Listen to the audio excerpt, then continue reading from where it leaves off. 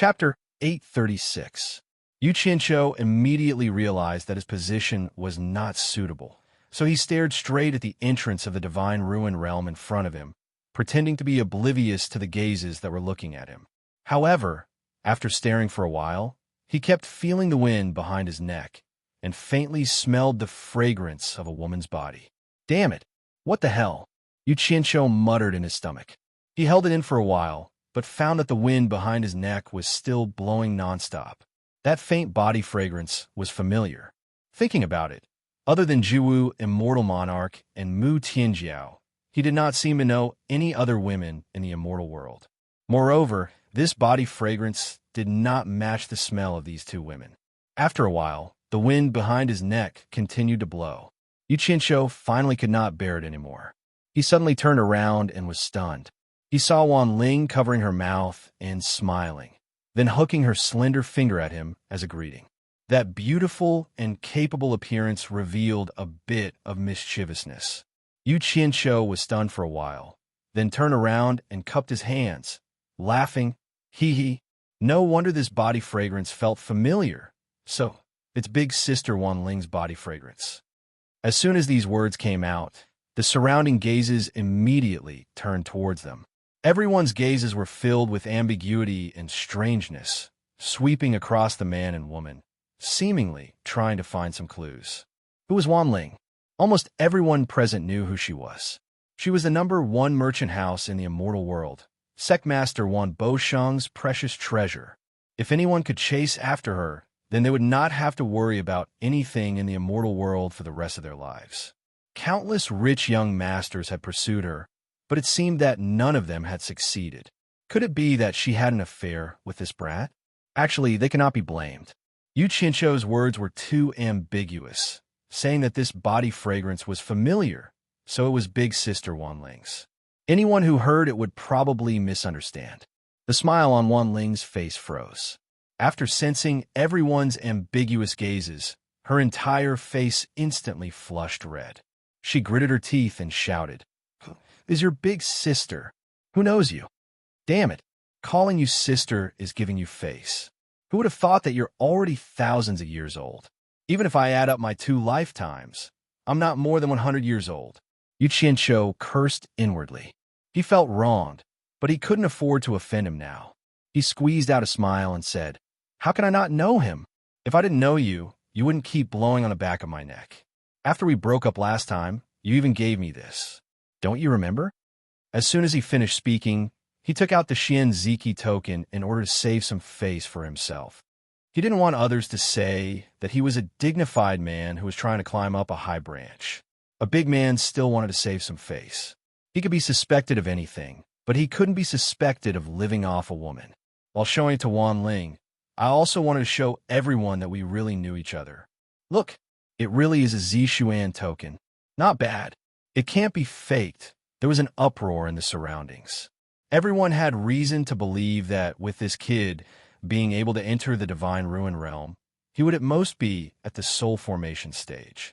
How could a soul formation stage itinerant cultivator hired by the 4 Links Chamber of Commerce have a Zixuan token? This was too strange. The only reason was that it could really have been given to him by Wan Ling. In the end, Wan Ling's words confirmed everyone's guess. Wan Ling's pretty face turned red, and she shouted angrily, "You don't know what's good for you. Give it back to me." She quickly made a move and snatched back the Zixuan token she had given him. Oh! A series of ohs immediately sounded from the surroundings. Everyone seemed to have understood. Wan Ling herself seemed to have reacted as well. She held the Zixuan token and froze in place. The 3 Mu brothers looked at each other and held back their laughter.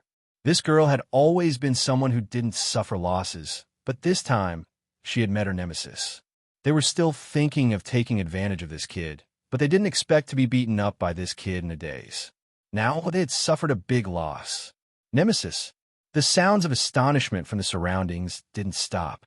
They were all trying to figure out how Yu Qianqiu and Wan Ling got together. Wan Ling quickly sobered up, and her complexion returned to normal in the blink of an eye. She inserted the Zixuan token into the lapel of Yu Qianqiu's chest and said with a smile, "Put it away." Don't mind me.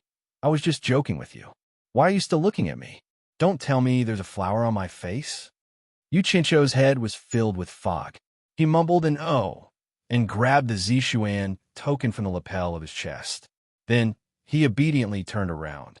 He muttered in his stomach, "A woman's heart is truly unfathomable. Damn it, you're making a fool out of me in front of everyone. Slut, just you wait. One day I'll get back this face." He didn't know that Wan Ling was staring at the back of his head while gnashing her teeth in hatred. Although she had a faint smile of disapproval on her face, she was secretly biting her lips. The three Mu brothers, who knew Wan Ling very well, immediately felt a chill run down their spines. They cast a pitying glance at Yu Qianqiu. Just think about it. Today's events would definitely spread quickly. Wan Ling's many suitors would definitely come one after another. Based on this brat's cultivation base, which hadn't even reached the immortal realm, he would definitely die a very, very miserable death. Even his dismembered body wouldn't be enough to fill the gaps between Wan Ling's suitors' teeth. The white light at the entrance of the cave suddenly rose sharply, immediately attracting everyone's attention. A woman whose face was covered in blood and her clothes were so ragged that half of her fair and tender back was exposed staggered out. Under the command of the golden-robed guard, she panicked and ran all the way to the empty space below. Someone immediately said in a low voice, "It's a female disciple from Rainbow Cloud Sect." Almost at the same time, several women in fluttering cloud clothes flashed in the air and reached out to support the female disciple who had fled back in a sorry state. As soon as the female disciple saw her fellow sect master, she immediately sat on the ground and wailed, "They're all dead, they're all dead." Her cries were shrill and sharp, making people panic. A cold-faced woman with a pair of sword-like eyebrows frowned and shouted, "What are you crying for? Shameful thing, let's help her back first." Immediately, someone summoned a white robe from the storage bracelet and draped it over the crying woman. Two people worked together to help her back. The sword-like eyebrows woman had fair skin, and her face was thin as if it had been cut by an axe. She was serious in speech and manner, and her eyes were like cold stars as they swept across the crowd. Then she flashed back to her original position in the air and continued to watch, as if nothing had happened. Not long after, the entrance of the divine ruin realm spat out a burst of white light, and more than a dozen people flew out. What was hard to believe was that these people actually fought their way out, completely ignoring the murderous gazes of the immortal palace guards, as if their eyes were bloodshot. "It's Wan Gu Tong and the hidden Dragon Manners people," someone exclaimed. Wan Ling and the rest were so shocked that their mouths could hardly close. Some of these people were indeed Wan Gu Tong's people, but how could they be so crazy as to fight in the immortal palace's forbidden area? Wu Xiong stood on the mountain peak with his hands clasped behind his back, looking down indifferently. "Those who don't leave the realm kill." His deep voice covered the entire square, reverberating in everyone's eardrums. He didn't even give anyone a chance to wake up and brazenly gave the order to kill. At the entrance of the cave, more than a dozen immortal palace guards attacked in unison, and more than a dozen beams of light shot out. More than a dozen miserable screams abruptly stopped, and a dozen people in the chaotic battle instantly exploded into chunks of flesh and blood.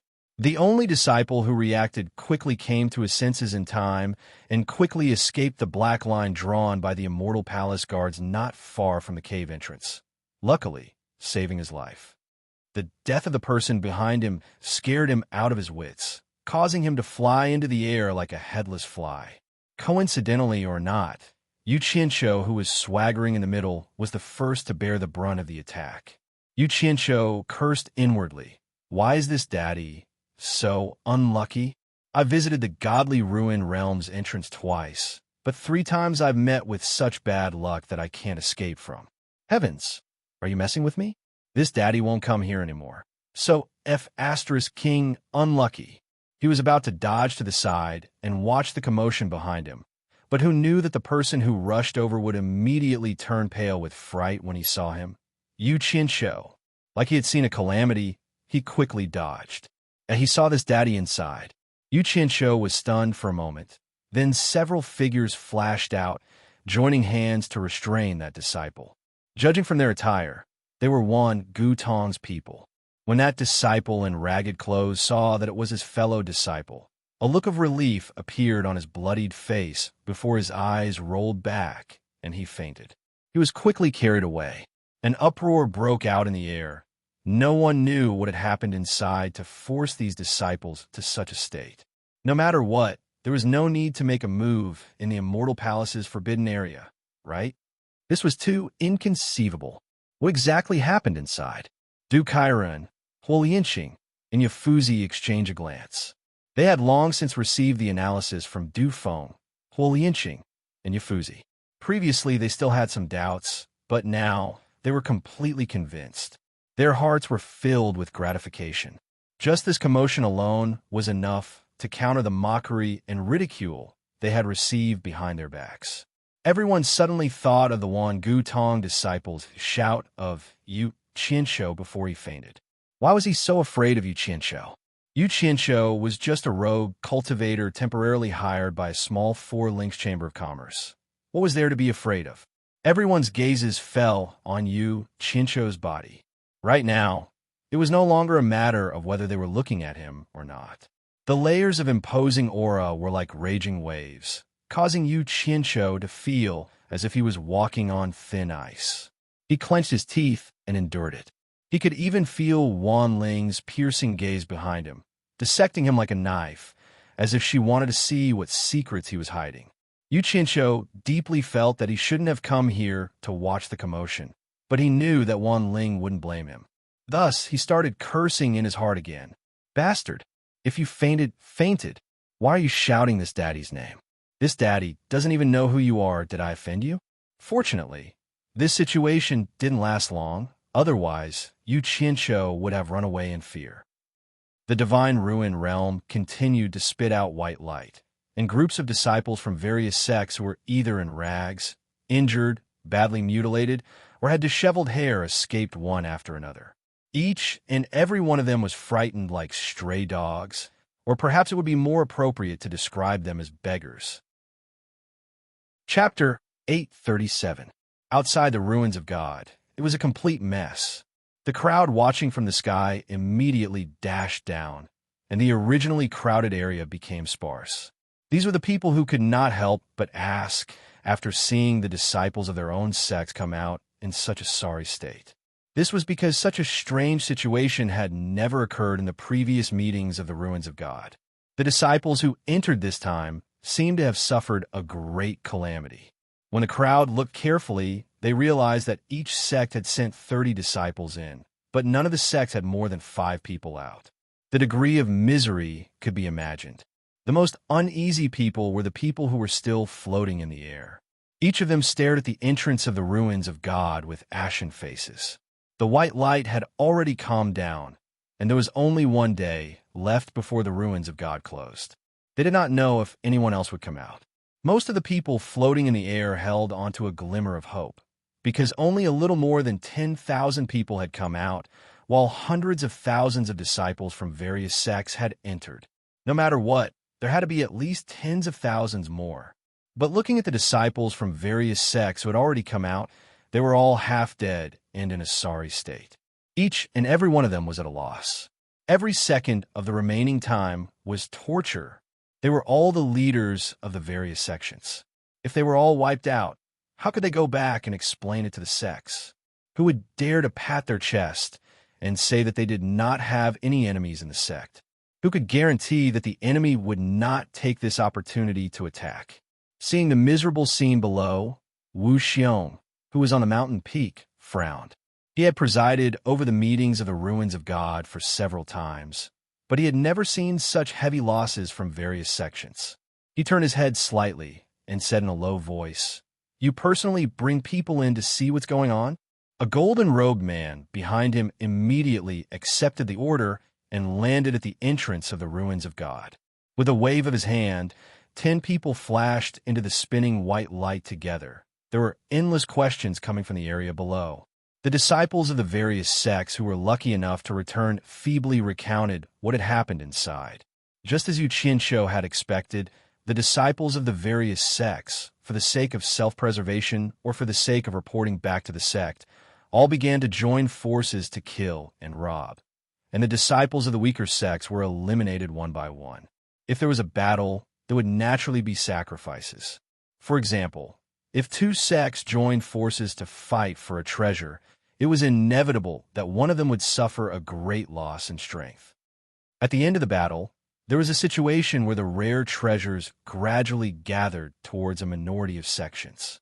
At this time, everyone had valuable rare treasures in their hands. The human heart was unfathomable, and not all of the sects who had preserved their strength could abide by the agreement. Thus, the situation of attacking their allies appeared. The appearance of such a situation was the beginning of a disaster for the surviving disciples of the various sections. Since everyone had precious treasures on them, they were already at odds with each other. If one party took the lead, the second party would follow. In the end, those who did not want to do so were also worried that their allies would do the same.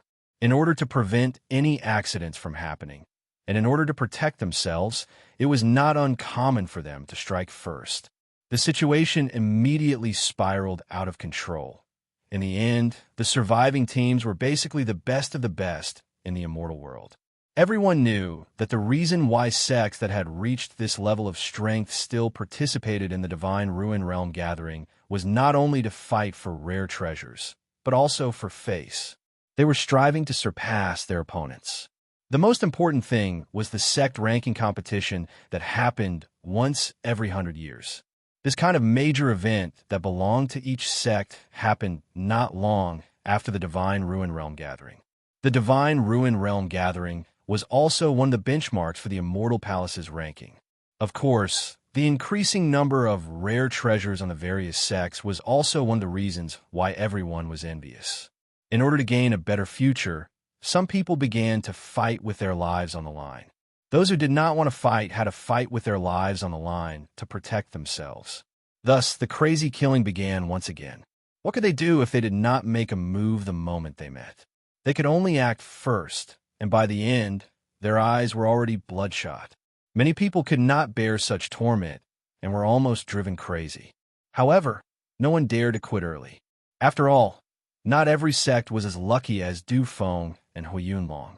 The elder leading the team was their father. Kill. Kill again. Crazy killing. Either you die or I live. Everyone fought crazily. With great difficulty, they endured until the time when the Divine Ruin Realm was about to close. Everyone prepared to leave as quickly as possible. However, there were several sects lying in ambush at the exit, trying to take advantage of them. As a result, a large number of people blocked the exit. In addition, there were people rushing over one after another. As a result, the situation of enemies meeting each other constantly appeared. It was a disgusting cycle. Thus, the most tragic situation appeared at the exit of the Divine Ruin Realm. It was not an exaggeration to say that there were mountains of corpses and rivers of blood. Every one of them had become murderous demons. Some of them had already lost their minds from the killing and killed anyone they saw. There were even many cases where they mistakenly killed their own sect members. The disciples of the various sects chattered endlessly. Their sorrowful cries and complaints mixed into a mess. A bloody and incomparably cruel scene of slaughter gradually appeared in front of everyone's eyes. Even the elders leading the various sects, who were experienced and knowledgeable, sucked in a cold breath when they heard this. They felt a chill run down their spines. No one would have thought that the Divine Ruin Realm gathering this time would be so cruel. Du Kairen, Huolianqing, and Yafuzi looked at each other in shock. They could not help but rejoice that the disciples of their sect had recognized the situation in time, so they did not end up being completely annihilated. This was especially true for the first two relatives. Their hearts were thumping nonstop, and they were already thanking the heavens in their hearts. If they had not withdrawn in time, it was unknown whether their sons would have been able to return alive. The most precious thing was that these two families were the only sects that had not lost a single person and had completely preserved their strength. Behind the crowd in the sky, Du Feng, Hui Yunlong, Shui Mingqing, Mu Tianjiao, and the others had all arrived. When they saw this scene, they were all dumbfounded. While they still had lingering fears, the one they admired the most was Yuqinsho's foresight. As expected, it was extremely tragic. Mu Tianjiao sighed softly, and her eyes dimmed slightly. On the other hand, Yuqinsho sighed as he stared at the desolate scene below and shook his head. He rejoiced that he had escaped in time with the lords of the various countries. Otherwise, it would be strange if they did not suffer heavy losses in such a chaotic battle.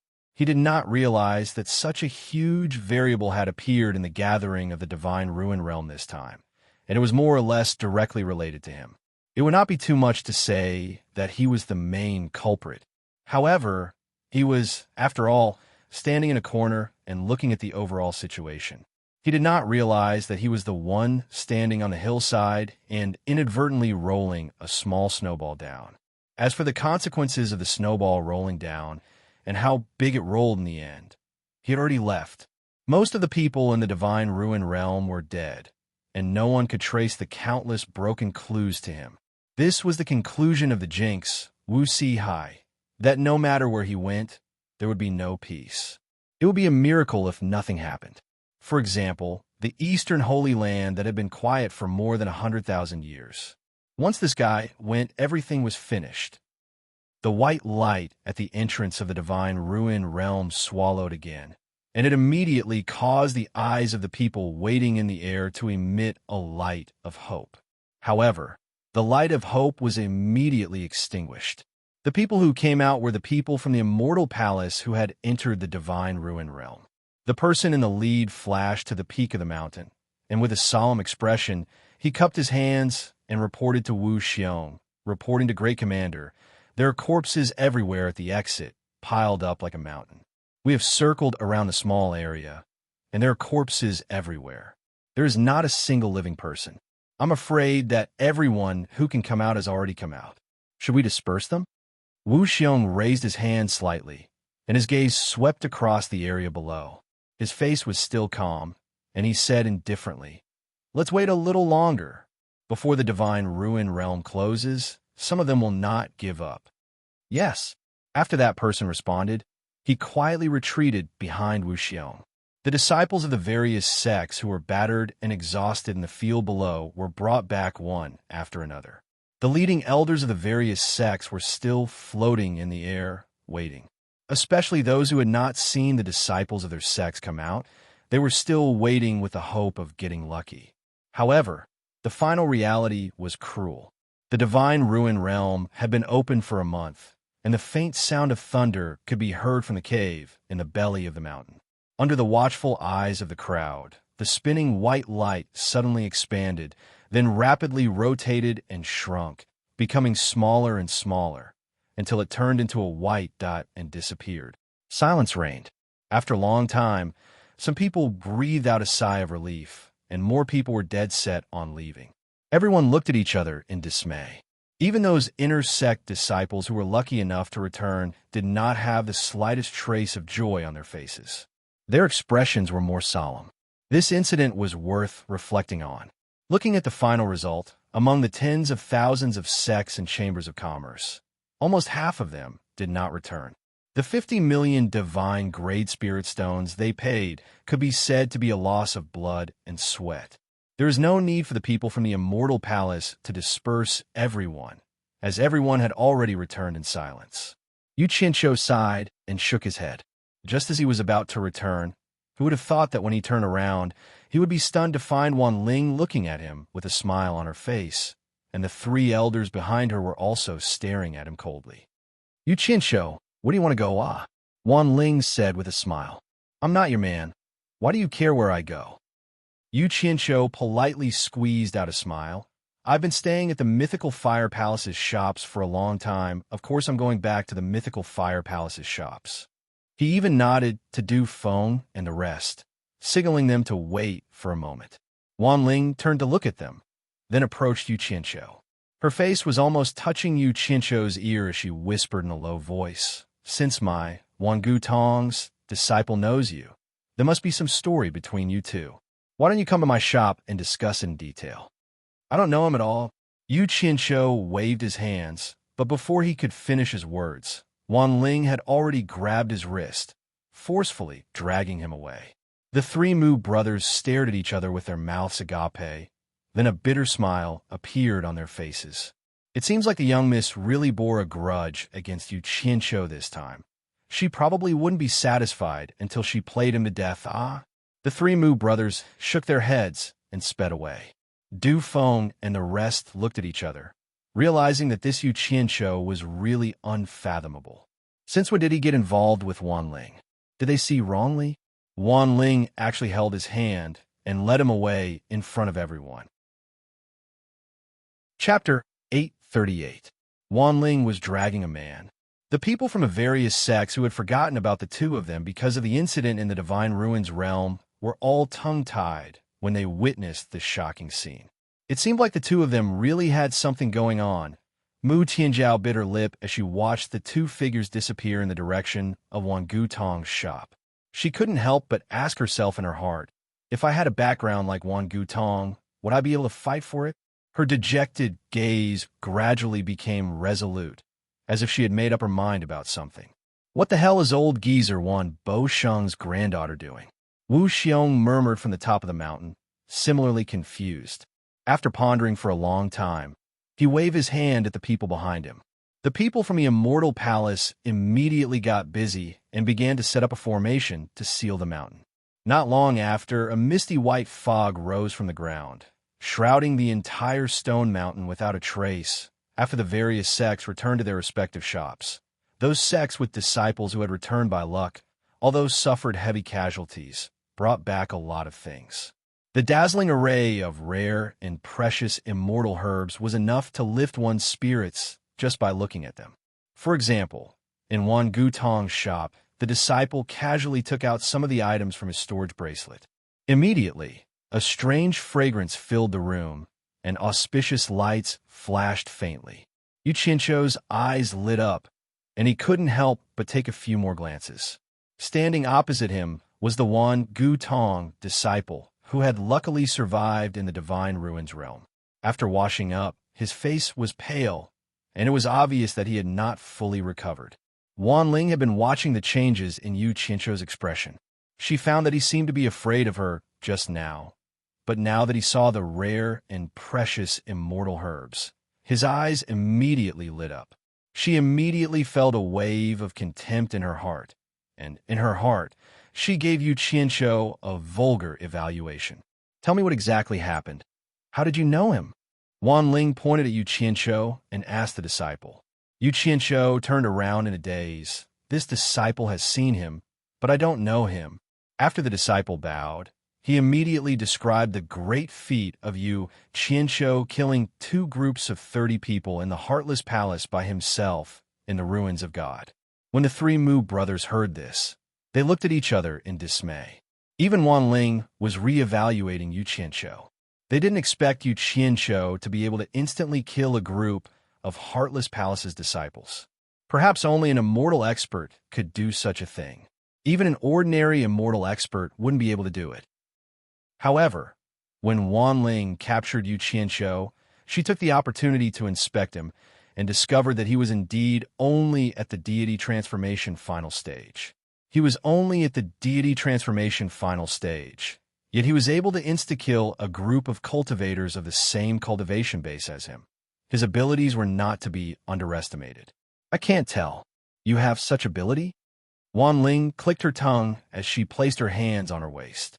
Yu Qianzhou glanced at her abnormally plump chest and coughed. "What's so strange about that? I've roamed the immortal world for many years, and I don't think I can find a match for any cultivator below the immortal stage. Those who know me call me the #1 expert below the immortal stage." Roaming the immortal world for many years? The #1 expert below the immortal stage? Wan Ling was startled. She slowly turned her head to look at the 3 people behind her and asked doubtfully, "When did the immortal world have such a title? Why have I never heard of it?"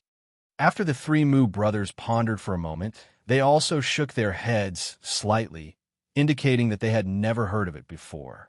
Yu Qianqiu didn't care if they had heard of it or not. In a situation where he didn't know why he was pulled here, he let them slowly think about it. In any case, he knew in his heart that since so many people had come out of the Divine Ruin Realm, it was impossible to hide the fact that he had shown off his skills in the Divine Ruin Realm. Therefore, he decided not to hide it. There was nothing to worry about anyway. It wasn't that he wasn't worried at all. The only thing he was worried about was that the people of the Heartless Palace would find trouble with him sooner or later.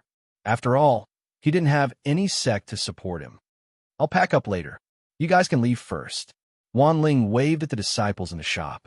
The disciples immediately obeyed and left. Yu Qianqiu looked around and felt that something was wrong. However, his gaze couldn't help but land on a stalk of immortal grass on the shelf. This immortal execution grass was very valuable and was a high-grade immortal grass. The batch that Utopia got was missing this one. Wan Ling waved her hand and released a ray of light, setting up a soundproof barrier. She said with a smile, "You've already collected a lot of immortal grass in the Divine Ruin Realm. Do you still care about this one?" "You can't say that." "Ugh." Yu Qianqiu was halfway through his sentence when he turned around and said, "I'm just a helper hired by the Four Links Chamber of Commerce. The immortal grass that I collect has to be handed over. How can I not care about such a precious immortal grass?" He almost replied to her words. Fortunately, he realized that this woman was trying to get information out of him. In reality, he didn't know anything. However, he was puzzled. Why was this woman testing him like this? After thinking about it for a while, he came to a realization. The 100 sets of jade archives that he had bought must have made her suspicious. However, how could the change in tone escape their notice? The three Mu brothers exchanged glances. Wan Ling sneered and said, "Do you think I'll believe you? I advise you to tell me honestly so that you won't suffer. You actually want to play hardball with me? Do you really think I'm scared?"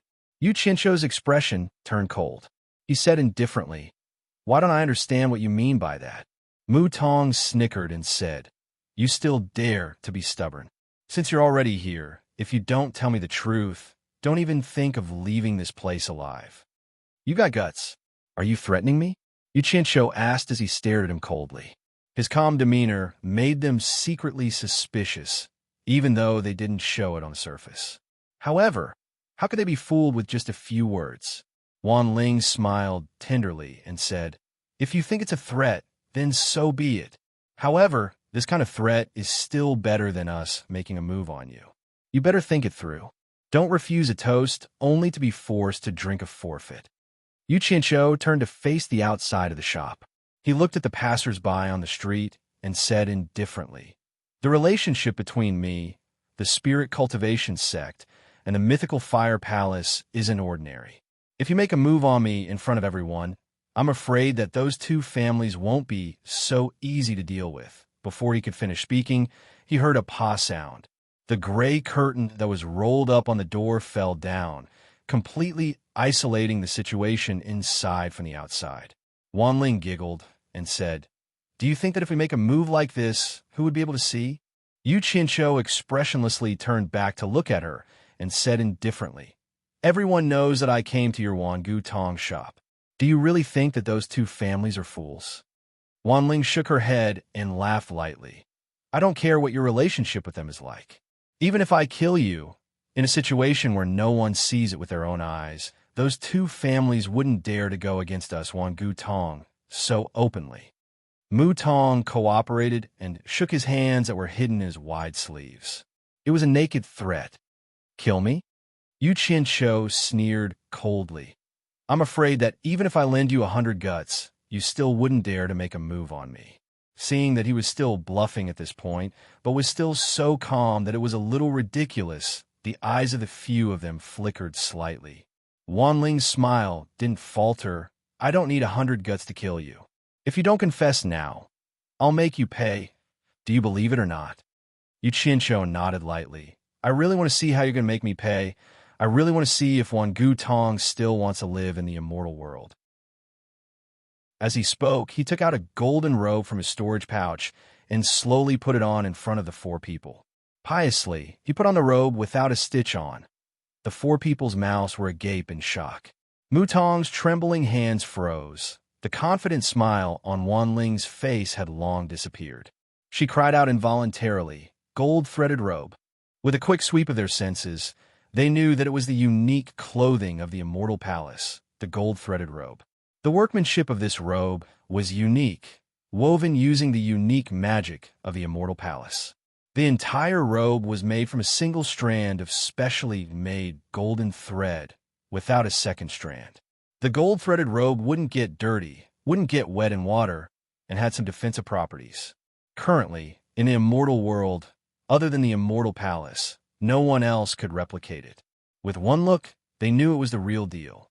The reason for their shock wasn't the unique workmanship of the robe, or the fact that it had some defensive properties.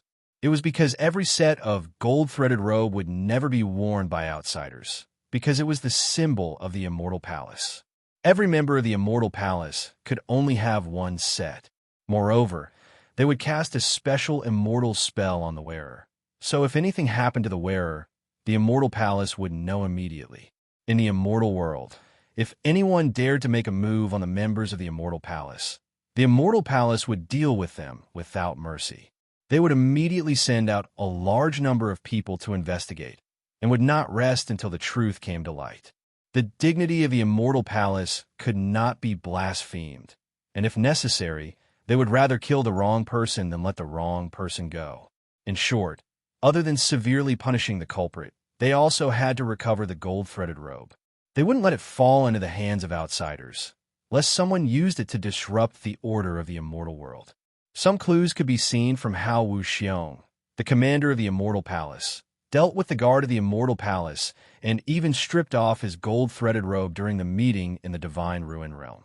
Unfortunately, Yu Qianqiu happened to have a set of gold-threaded robe, and what was even more embarrassing was that no one from the immortal palace in the world he was in went to recover the gold-threaded robe, so it became his personal item. If it was in the past, Yu Qianqiu didn't know that this tattered robe had such a great value, and it was only after a period of understanding that he realized it was actually like this. He was still thinking about when he could make use of it, but he didn't expect the opportunity to come knocking on his door so soon. What Wanling didn't know was that the owner of the gold-threaded robe was long dead, and the one who wore it was someone else. Even if she killed Yu Qianqiu now, the people of the immortal palace wouldn't know. What Wanling didn't know was that if she didn't put down the curtain, Yu Qianqiu wouldn't dare to wear this set of clothes in public, because that would be asking for trouble. However, what Wanling shouldn't have done was to let down the curtains and create such an opportunity for Yu Qianqiu to show off. This guy was bold and evil. As long as there was a little chance, there was nothing he didn't dare to do. Chapter 839. Immortal Emperor Jin Tai's tyrannical power had seeped into every corner of the immortal world for countless years. To the people of the immortal world, he was an unsurpassable godlike existence. The dignified immortal palace was like a towering mountain that made the people of the immortal world feel like ants at the foot of the mountain. They could only look up to it, and very few dared to show any disrespect. As for Wanling and the others, once they confirmed that Yu Qianqiu was wearing the golden clothing, they were immediately dumbfounded. They didn't think that Yu Qianqiu was a fake because it was hard for them to believe that someone in the immortal world would dare to pretend to be someone from the immortal palace to swindle people. This was simply challenging the dignity of the godlike immortal emperor. However, Yu Qianqiu's rise in both his previous and current lives mostly relied on seeking wealth amidst danger. As long as there was a tiny chance, he would dare to take the risk and fight for it. To put it bluntly, he was an opportunist, but as an excellent opportunist, his outstanding vision and extraordinary courage were not comparable to ordinary people. This was achieved through failure and blood on the line between life and death. People like him never took being cruel and merciless or swindling seriously because they were already used to it. Nothing was more important than achieving their own goals. This kind of person would either die a horrible death or be unstoppable. They could always kill their way out of desperate situations and never gave up easily. At this time, Yu Qianqiu didn't think about the immortal emperor and the immortal palace at all. To him, the troubles that might appear in the future were not as important as solving the problems in front of him. Wan Ling's coercion allowed him to find a good way to solve the current problems. You provoked me first, so don't blame me for being impolite. Yu Qianqiu sneered in his heart. His expression was indifferent. After putting on the golden clothing, his entire aura suddenly changed. He began to emit a faintly discernible aura of a superior as he coldly looked at them. Wan Ling and the others came to their senses and looked at Yu Qianqiu with complicated expressions. They were now sure that Yu Qianqiu had been hiding something with the identity of a rogue cultivator. Otherwise, how could a little rogue cultivator have such a superior aura? This kind of imposing manner was cultivated in a certain environment. It was not something that could be faked. With their eyesight, if it was faked, they would be able to see through it at a glance. I won't retaliate. If you want to kill me, then go ahead. Yu Qianqiu's face was expressionless as he slowly spat out each word. I really want to see if your Wan Gutong's people are really that daring. His gaze was fixated on Mu Tong's frozen hands that were dangling out from his sleeves. The three Mu brothers were shocked, speechless. The atmosphere in the shop was unusually heavy. Mu Tong's hands unconsciously lowered. Both hands were placed on his waist. The domineering Wan Ling's aura dissipated in an instant. Her arms were no longer crossed as she asked with a complicated look in her eyes, You're from the Immortal Palace? Yu Qianqiu snorted disdainfully. Didn't your Wan Gutong want to rebel? Then make your move. I really want to see how much guts you guys have. He directly emphasized the severity of the problem, slapping a huge hat on Wan Gutong's head. Who else could rebel in the immortal world be rebelling against? Of course it was Immortal Emperor Jin Tai. This hat was too heavy. Forget about them. Even Wan Gutong's Wan Buosheng wouldn't be able to bear it. Although Wan Buosheng was the immortal world's #1 merchant house, he was nothing to Immortal Emperor Jin Tai. If the Immortal Emperor was unhappy, he could kill Wan Buosheng at any time without batting an eyelid. Wan Gutong's face paled. If word of this got out, it would be disastrous. Once it reached the Immortal Emperor's ears, if the Immortal Emperor really took it to heart, it would be a calamity for the entire Wan Gutong. A second annihilation was only a matter of time. Although the Immortal Emperor rarely made an appearance to cause trouble for others, that was because he disdained to do so. However, everyone was well aware of Immortal Emperor Jin Tai's fickleness. It was extremely terrifying. Wan Ling's face paled in anger. Her body trembled uncontrollably. She had never been wronged like this before. Mu Wan was shocked. This was the first time she had ever lost her temper. He immediately sent a voice transmission to Wan Ling. Miss, you must endure it. We cannot afford to offend the people from the Immortal Palace. Even if you don't think for yourself, you have to think for the entire Wan Gutong family. At the very least, you have to think for your grandfather, who has always doted on you.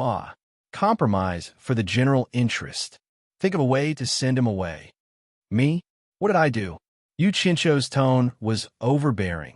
Did I say anything wrong? Your Wan Gutong is scheming to harm the Immortal Emperor's trusted aide. If this isn't rebellion, then what is? The Immortal Emperor's trusted aide? Everyone looked at each other, unsure if Huang Xiaolong's words were true or false. But the Immortal Emperor's trusted aide shouldn't be a spirit-severing cultivator, right? Wan Ling sucked in a deep breath, repeatedly warning herself not to act rashly. Forcing a smile, she said, This is purely a misunderstanding. We didn't know you were from the Immortal Palace. If we have offended you in any way, our Eternal Trade Association is willing to compensate you. He pointed at the immortal herbs on display. Everything in this shop, as long as you like it, you can take it. Her heart was filled with endless regret. How could she be so unlucky to offend people from the Immortal Palace? But thinking about it, this person was strange to begin with. If she wanted to blame someone, she could only blame herself for not investigating his background. She must remember this lesson in the future. As the Immortal Emperor's trusted aide, how can I accept bribes from others? You're not insulting me. You're insulting the Immortal Emperor. Yu Qianqiu bellowed, slamming another oversized hat onto Wan Ling's head. The few of them gritted their teeth in anger at Yu Qianqiu's arrogant actions. They really wanted to kill Yu Qianqiu to vent their anger. However, most of the people here knew that Yu Qianqiu had come to Wan Gutong's shop. Once the Immortal Palace found out that something had happened to him, the first person to be implicated would undoubtedly be Wan Gutong. Wan Ling sucked in another deep breath, gritting her teeth. What do you want before you stop? As long as someone dares to plot against the Immortal Palace, I will investigate to the end. The Immortal Palace's dignity is not to be violated. Yu Qianqiu said with a righteous expression. Muwan took a step forward, cupping his hands in greeting. This is indeed a misunderstanding. I hope honored sir will be magnanimous. We have some friendly relations with Great Commander Wu Xiong, the host of the Godly Ruins Realm meeting. How about this? We can invite Great Commander Wu Xiong to be the mediator to prove our Wan Gutong's innocence. Motherf asterisk Kerr, you want to use a big shot to pressure me? Let's see who's suppressing who. Yu Qianqiu snorted coldly, proudly declaring, I'm one of the Immortal Emperor's secret agents. All the information I obtain must be directly reported to the Immortal Emperor. He, Wu Xiong, doesn't know me, and I don't want to know him either. However, I do want to know if a mere great commander like him has the right to interfere in my affairs. A secret agent personally sent by the Immortal Emperor? This news was too shocking for these people, but thinking about it, it wasn't impossible. Perhaps this was one of the Immortal Emperor's methods to strengthen his control over the immortal world. Especially when Yu Qianqiu said that he was one of the Immortal Emperor's secret agents. It clearly showed that the Immortal Emperor didn't only send out one secret agent.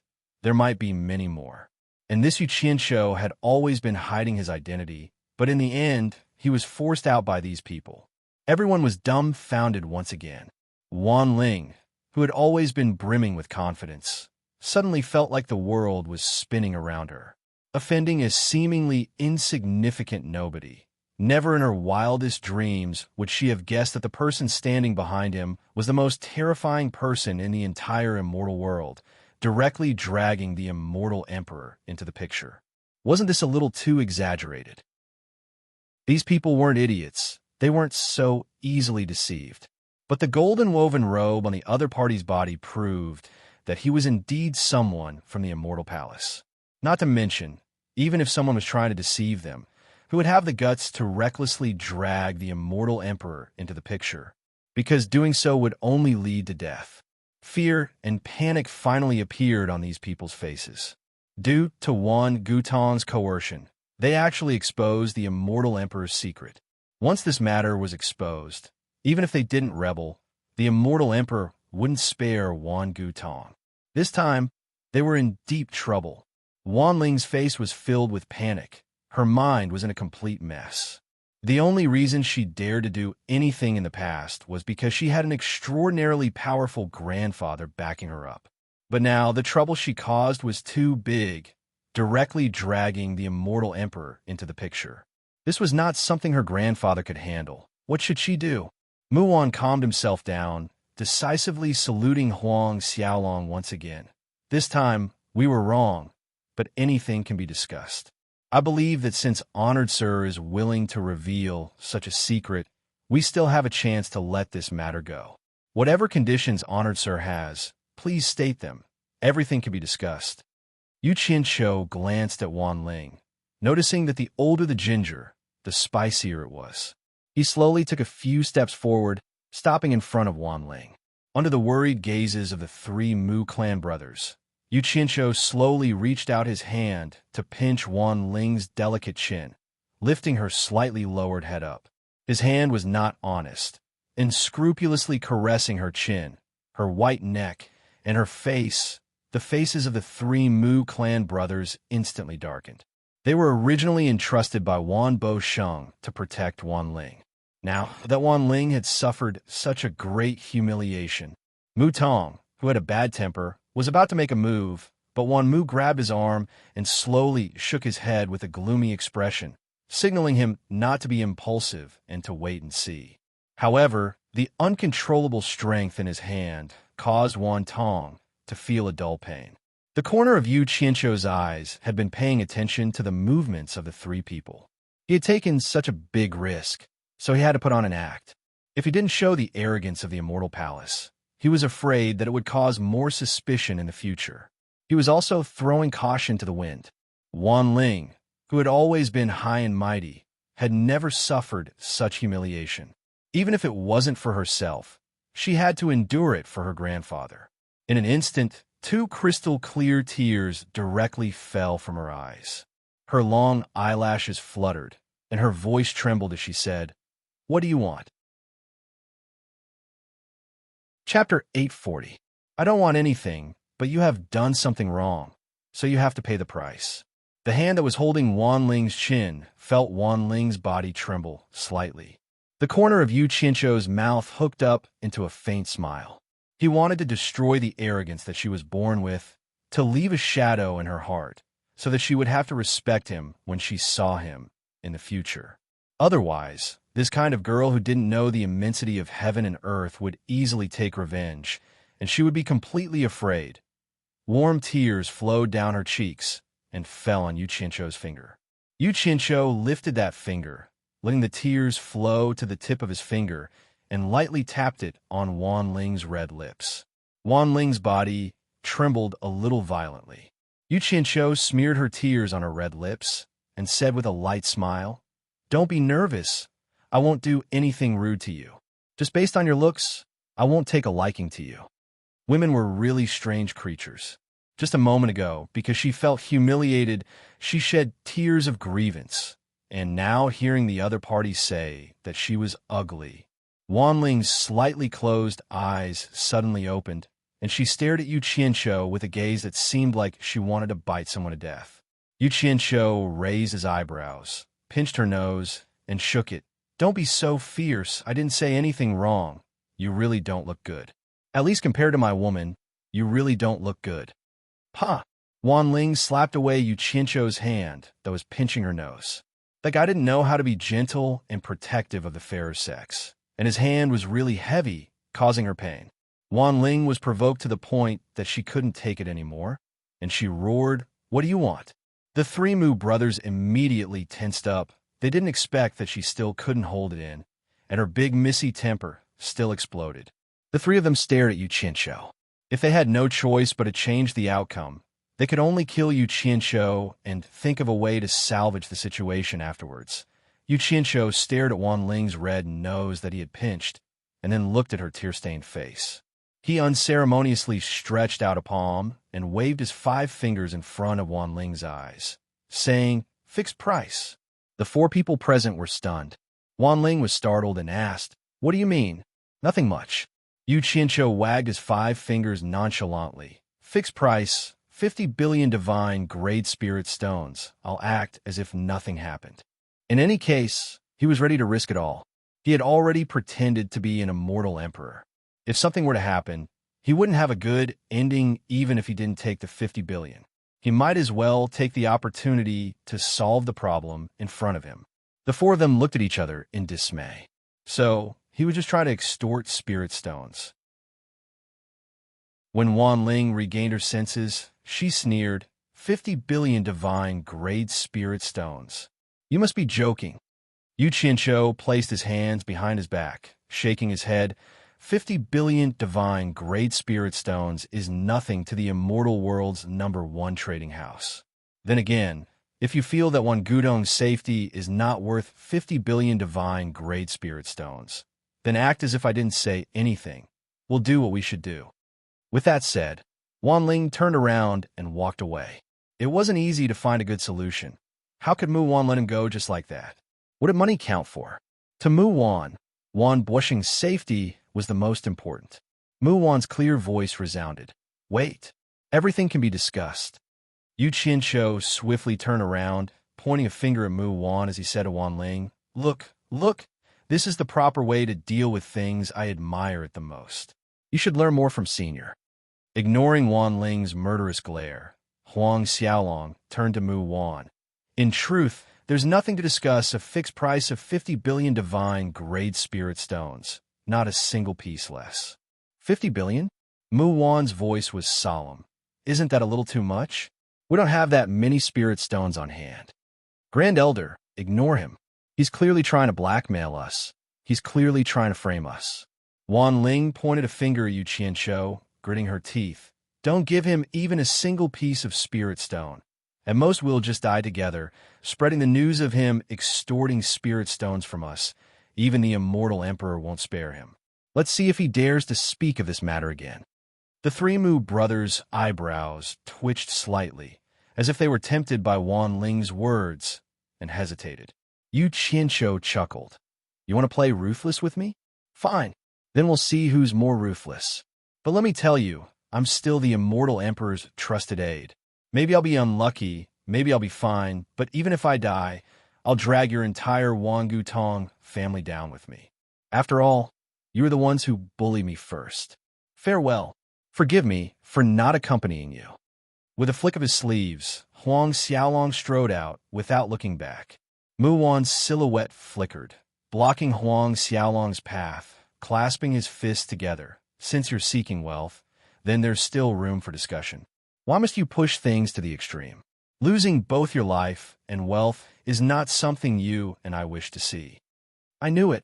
The barefoot is not afraid of the shoe wearing. While Yu Qianqiu was feeling complacent, Wan Ling's angry voice sounded behind him. Grand Elder, let him go. I don't believe our big trading house can't win against a little dog like him. Look, she's scolding me. There's no room for discussion. Yu Qianqiu turned around, pointing a finger at Wan Ling as he snarled at Mu Wan. Just now, seeing your sincere attitude, I decided to turn a big problem into a small one. Taking 10 billion divine grade spirit stones would be enough. But she actually called my immortal palace's people dogs. This is intolerable. Wan Ling's 5 fingers dangled from his palm as he yelled. I've already eaten a weight and steal my heart. 50 billion divine grade spirit stones. Not a single one less, or else there's no room for discussion.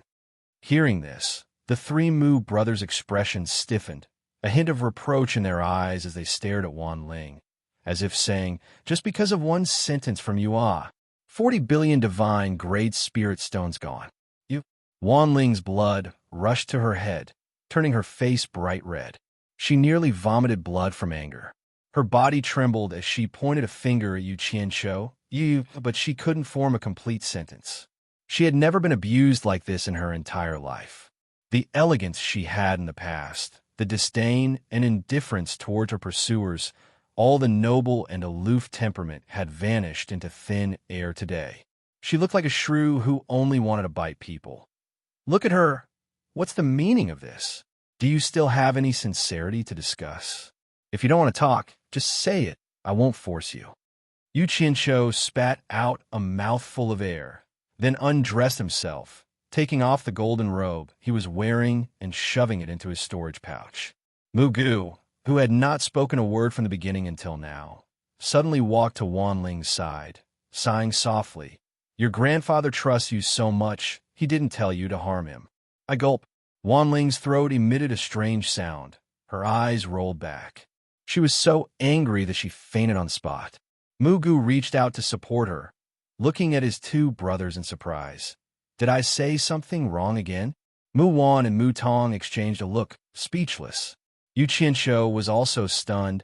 He didn't expect this woman to be so narrow-minded, so careless. He didn't even consider how vicious his words were. He had caressed Wan Ling's face, and she had swallowed her anger for the time being. Above all the things he could have said, he just had to say that she was ugly. Little did he know that there were some women. If you hit or scold them, they could endure it, but if you said she was ugly, they would remember you for the rest of their lives. It was at that moment that Wan Ling lost her cool, retorting in the manner of a flustered and exasperated woman. Subconsciously, she wanted to refute the other party's words to prove that the other party's words about her were wrong. In short, she wanted to prove that the other party's words were not right. So the words about her being ugly were naturally wrong. The logic of a woman was often inconceivable. This kind of situation usually appeared between women. She was already angered to the point of vomiting blood by Yu Qianqiu, and what made it even more difficult for Wan Ling to bear was that even her own people were helping her opponent. Mu Gu's words made things worse, so she directly fainted. What kind of status was this? How noble! Those were all extras, They could not defeat human nature. With this fainting, all of them became fleeting clouds. Yu Qianqiu coughed, breaking the silence. 50 billion. Are you giving it to me or not? Mu Wan's gaze retracted from the fainted Wan Ling. Frowning, we can give it to you, but we don't have that many spirit stones here. Yu Qianqiu swept his eyes over the items in the shop, raising his eyebrows. With your Wan Gutong's reputation, it shouldn't be a problem to borrow some from the neighbor next door, right? How can we trust that you won't pester us after taking the spirit stones? Mu Wan asked. Yu Qianqiu pursed his lips at the unconscious Wan Ling and said, just as she said, you can leak the matter of my corruption and bribery when the time comes. But do you think I'll take that risk after getting the money? That's why I said it. You can rest assured. Good. I promise you. I'll give you 50 billion divine grade spirit stones. But if we wait for her to wake up, we won't be able to use such a large amount of spirit stones. Mu Wan said. Looking at Wan Ling, Yu Qianqiu immediately rolled his eyes and said, isn't that nonsense? Look at her. Do you think she's someone who would give me money? Don't worry. After she wakes up, we'll slowly persuade her. There shouldn't be any problems.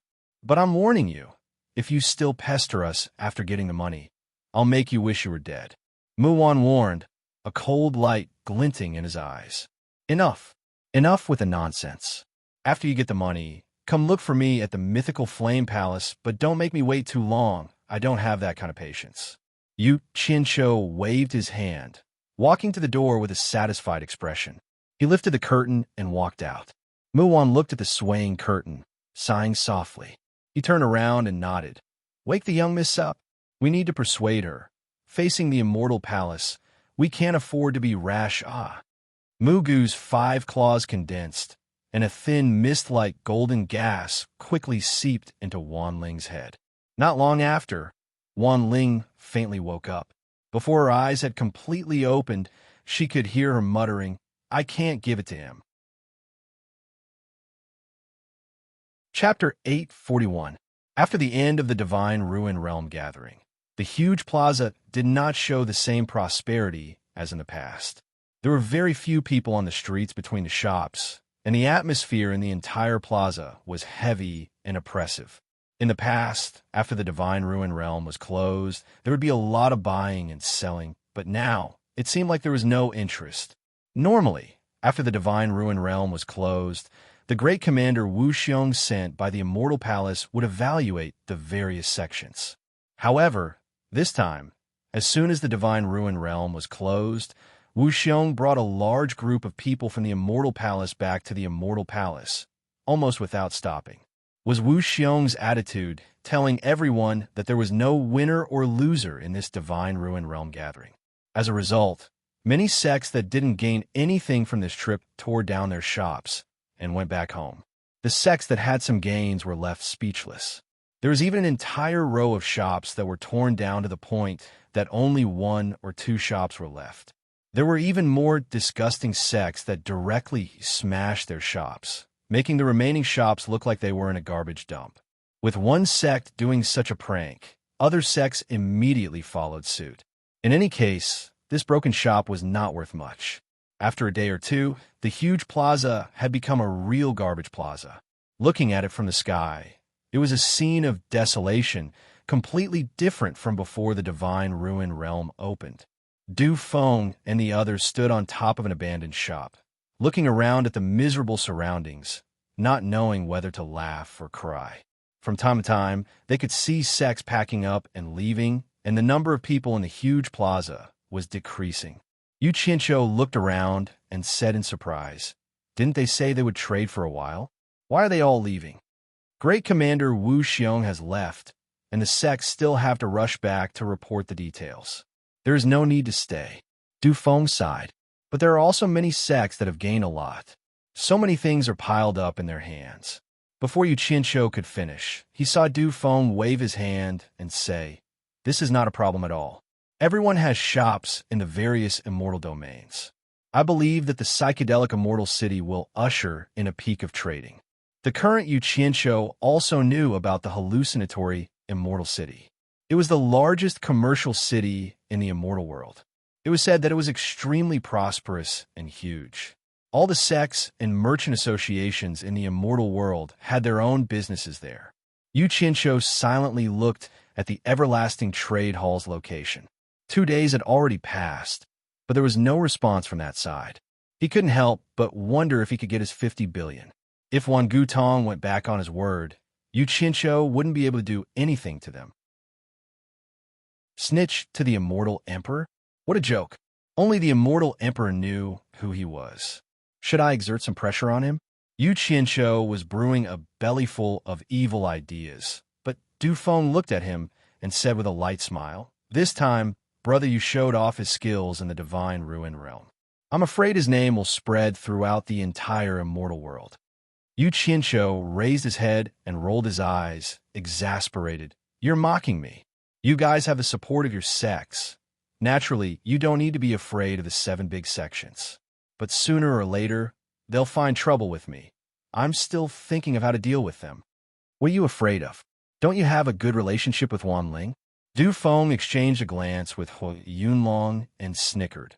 Although Wan Ling, that woman's cultivation, isn't very high, she's still a difficult character to deal with in the immortal world. With her backing you, it's the same as having Wan Bushing backing you up. I think even the 7 big sects will have to think twice. Yu Qianqiu snorted disdainfully. Only he was clear about his own matters. 2 days ago, he had angered that woman until she fainted. It would be strange if she could back him up. However, Yu Qianqiu didn't want to expose the matter. He really wanted to borrow the momentum of Wan Ling holding his hand that day to delay the danger. But he wasn't afraid. He still had something to rely on. No matter who it was, it wouldn't be easy for them to kill him. His trump card wasn't something to be trifled with. As the 3 of them chatted and laughed, several figures landed in front of them. It was Mu Bing, Mu Tianjiao, Nan Tianlong, and Tao Zhong. With regards to the 4 Links Chamber of Commerce, Mu Bing had probably realized his own shortcomings and had the intention of handing it over to his daughter. Mu Tianjiao stepped forward and cupped her hands, saying, "I'm indebted to all of you for taking care of me all this time. Mu Tianjiao really can't repay you, so please accept my gratitude." She gave a long bow, her soft waist almost forming a right angle. The 3 of them hurriedly reached out to help her up, indicating that there was no need to be overly polite. Du Feng swept a glance at them. It seemed that a running shop couldn't be completely empty. He couldn't help but ask, "Miss Mu, are you preparing to return to the 4 Links Chamber of Commerce?" Mu Tianjiao nodded with a smile, but there was a hint of worry hidden in her smile.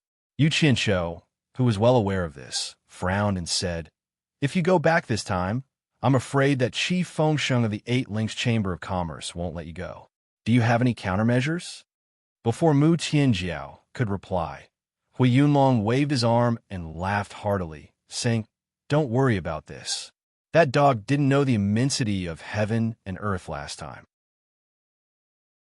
He actually dared to get involved in the matter between our 2 families and the Heartless Palace in front of everyone. My father has already sent an order back, ordering my eldest senior brother to lead a team to the 8 Links Chamber of Commerce. I reckon that by the time you guys get back, the 8 Links Chamber of Commerce will have already been razed to the ground. Don't worry." Yu Qianqiu, on the other hand, was deeply moved. No matter where he went, he couldn't avoid encountering the law of the jungle. Big sects were big sections. If they weren't happy, they would raze their opponents to the ground. The 8 Links Chamber of Commerce was really unlucky this time. Mu Tianjiao and the others were stunned for a moment, but then they all revealed expressions of joy and thanked him.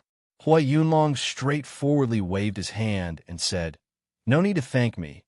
No need to thank me. This time, it was the 8 Links Chamber of Commerce that provoked my father. How could my father let them off so easily? This has nothing to do with me. However, if there's a chance in the future, maybe we'll go to your 4 Links Chamber of Commerce as guests. Don't forget about us old friends at that time." Yu Qianqiu tilted his head to look at the 2 young masters. He probably wouldn't go to the 4 Links Chamber of Commerce again, but it wasn't certain for these 2. It seemed like the possibility was very high. Mu Tianjiao's gaze inadvertently glanced at Yu Qianqiu. She smiled and cupped her fists, saying, The three of you are esteemed guests of our Four Links Chamber of Commerce. We couldn't be happier to meet you. How could we not know you?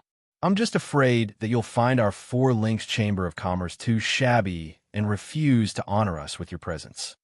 Since we're friends, there's no need to say such things. Hui Yunlong looked at the other two and said, "Why don't we find some time to go to the Four Links Chamber of Commerce together?" Du Feng smiled and nodded, "Sure," while Yu Qianqiu noncommittally replied with an N.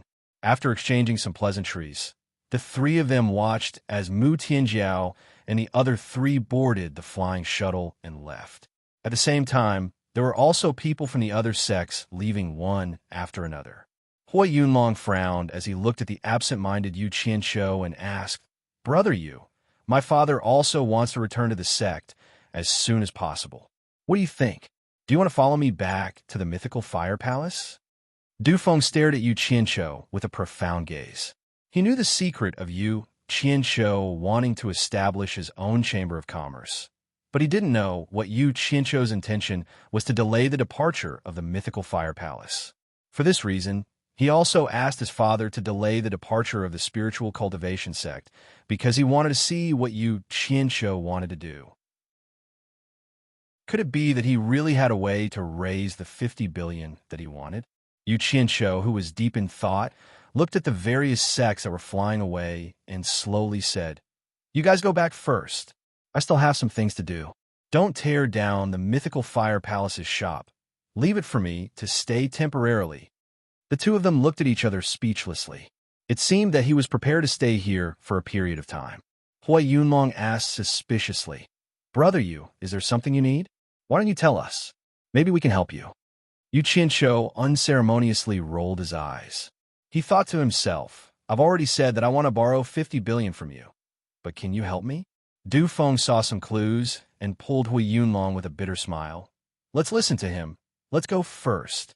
But Hui Yunlong wanted to say something, but was forcefully pulled away by Du Feng. Yu Qianqiu stood alone on the rooftop with his hands behind his back. He stood there silently for a long time until he saw a streak of light approaching from afar. A few people disembarked from a flying shuttle, and it seemed like they were heading towards Wan Gutong's shop. Yu Qianqiu couldn't help but exclaim in surprise. Everyone was leaving this place. Why were there still people coming? Could it be Wan Gutong's people had brought money? Thinking of this, Yu Qianqiu's eyes brightened. Without any hesitation, he flew towards the mythical fire palace's shop. By the time he arrived, the people from the mythical fire palace had all left. However, the shop was still neat and tidy, as though it had been specially cleaned. Yu Qianqiu smiled bitterly as he shook his head. Hui Yunlong, that fellow, was too considerate. The people from Wan Gutong's shop had not left yet. In a small room inside, Wan Ling was alone for 2 days. She curled up on a chair, thinking back to the past with a dazed expression on her face. Ever since she was young, there had always been a large mirror in her heart. Ever since she was young, she had been examining herself in front of this mirror, watching as she grew day by day. The beautiful self in the mirror was at first noble, then elegant, then calm and unruffled, then shrewd and capable. A beautiful and perfect woman gradually appeared in the mirror. This was also the image of herself in Wan Ling's heart. She was often complacent in her heart. That was why she disdained those vulgar men, because she felt that none of them were worthy of her. However, that Yu Qianqiu, who had the backing of the immortal palace, was like a stinking hoodlum, smashing the mirror in her heart into pieces with a single kick. From the broken mirror on the floor, she saw all kinds of distorted images of herself. How could she have such a side to her? Wan Ling was horrified. She refused to recall the scene where Yu Qianqiu lifted her chin, refused to recall the teasing of her red lips, refused to recall the scene where he pinched her nose, refused to recall the scene where she screamed like a shrew, refused to recall the scene where she fainted from anger. Wan Ling suddenly discovered that her nobility, elegance, and calmness were actually so fragile. She was like a layer of paper that was easily torn apart by Yu Qianqiu, thrown to the ground, and trampled on until it was worthless. Chapter 842. Outside the small room, the three Mu brothers stood there silently for a long time. They tried to persuade Wan Ling for a long time, but Wan Ling still refused to give up the money, protesting with a stubborn silence. It was impossible for the three brothers to take out the money from Wan Ling's storage bracelet. Even if they did, it wouldn't be enough. Left with no other choice, the three of them contacted Wan Buosheng, recounting everything that had happened. Wan Buosheng was enraged, cursing the Immortal Palace for going too far, cutting off all contact with the three of them. The three brothers were helpless. Since Wan Buosheng had the same intention, what else could they say? However, after a period of time, Wan Buosheng took the initiative to contact the three of them again, saying, "I've already asked Old Five to bring the spirit stones." With just one sentence, the contact was cut off again. Clearly, Wan Buosheng had given in after his anger. Although Wan Gutong was strong, compared to the Colossus of the Immortal Palace, it was not worth a mention. Especially that immortal Emperor Jin Tai, who had terrorized the immortal world for countless years, he was not someone that could be defeated by mere brute force. This terrifying existence was too powerful. No one in the immortal world could be his opponent. Jin Tai's coldness towards the immortal world's people was akin to looking at a bunch of ants. Even the slightest bit of displeasure could cause Wan Gutong to be annihilated. 50 billion divine great spirit stones was not a big loss to Wan Gutong, but it was a humiliation that could not be erased. Wan Buosheng was filled with hatred, but he was helpless. He could only let out a long sigh in the Myriad Saints' palace. Three figures descended at the entrance of Wan Gutong's shop. A gloomy-faced fat man walked in with two young men. The three Mu brothers looked at the two young men in surprise, feeling a little strange. The fat man in the lead was Wan Buosheng's youngest son, Wan Lihong. The blue-robed man on his left was the Heartless Palace's High Deacon's grandson, Song Lianqing, and the white-robed man on his right was the Carefree Palace's sect leader's grandson, Chai Junlang. Both of them had late-stage minor immortal cultivation, similar to Wan Ling. At the same time, they were also Wan Ling's hardcore pursuers. What the three Mu brothers could not figure out was why Wan Lihong would bring these two people over. The moment Wan Lihong saw the three Mu brothers, he immediately cupped his fists and said, "Greetings, uncles." Song Lianqing and Chai Junlang also greeted, "Greetings, seniors." The Mu brothers grunted softly. Wan Lihong also saw the doubt in the trio's eyes. She immediately sent a voice transmission. "These two brats have been staying on Myriad Saint Mountain. This matter is of great importance. Father is afraid that there will be trouble after paying the money. Thus, he asked me to use Ling Air's name to lure the two of them here. If there was still trouble after paying them, I might as well use the two of them to implicate the Heartless Palace and the Xiaoyao Palace. Once the Immortal Palace attacks, the three forces will be able to hold them off for a while. At least Wan Gutong won't be able to hold them off alone." The three Mu brothers looked at each other, then looked at the two pursuers of Wan Ling with deep meaning in their eyes. Mu Wan tilted his head towards the small room and said, "Miss is inside. Let's go in and persuade her." Wan Lihong nodded and followed the three into the small room. Song Lianqing and Chai Junlang looked at each other with hostility. Then, they excitedly followed behind them. When they reached the small room's entrance, Wan Lihong suddenly turned around and shouted, "What do you two want? This is a lady's room. It's not a place for outsiders to enter. Scram back to the Heartless Palace and the Xiaoyao Palace. We don't welcome you here." How could these words sway the two of them? The elegant Chai Junlang closed a white jade fan in his hand and smiled apologetically. "Don't worry, fifth Uncle Wan, I won't go in."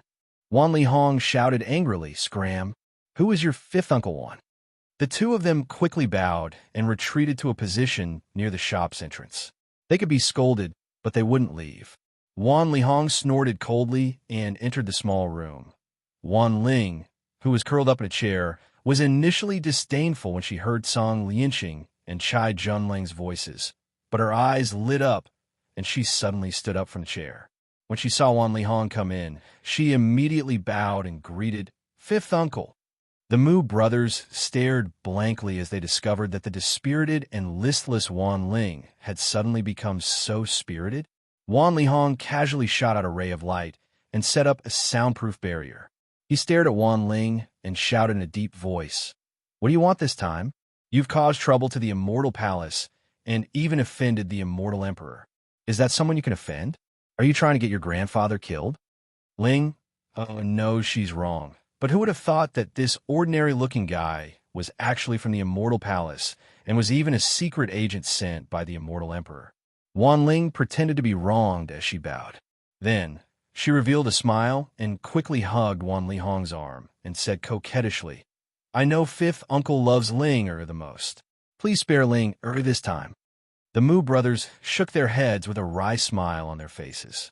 Wan Li Hong rubbed his forehead, shaking off Wan Ling's entanglement.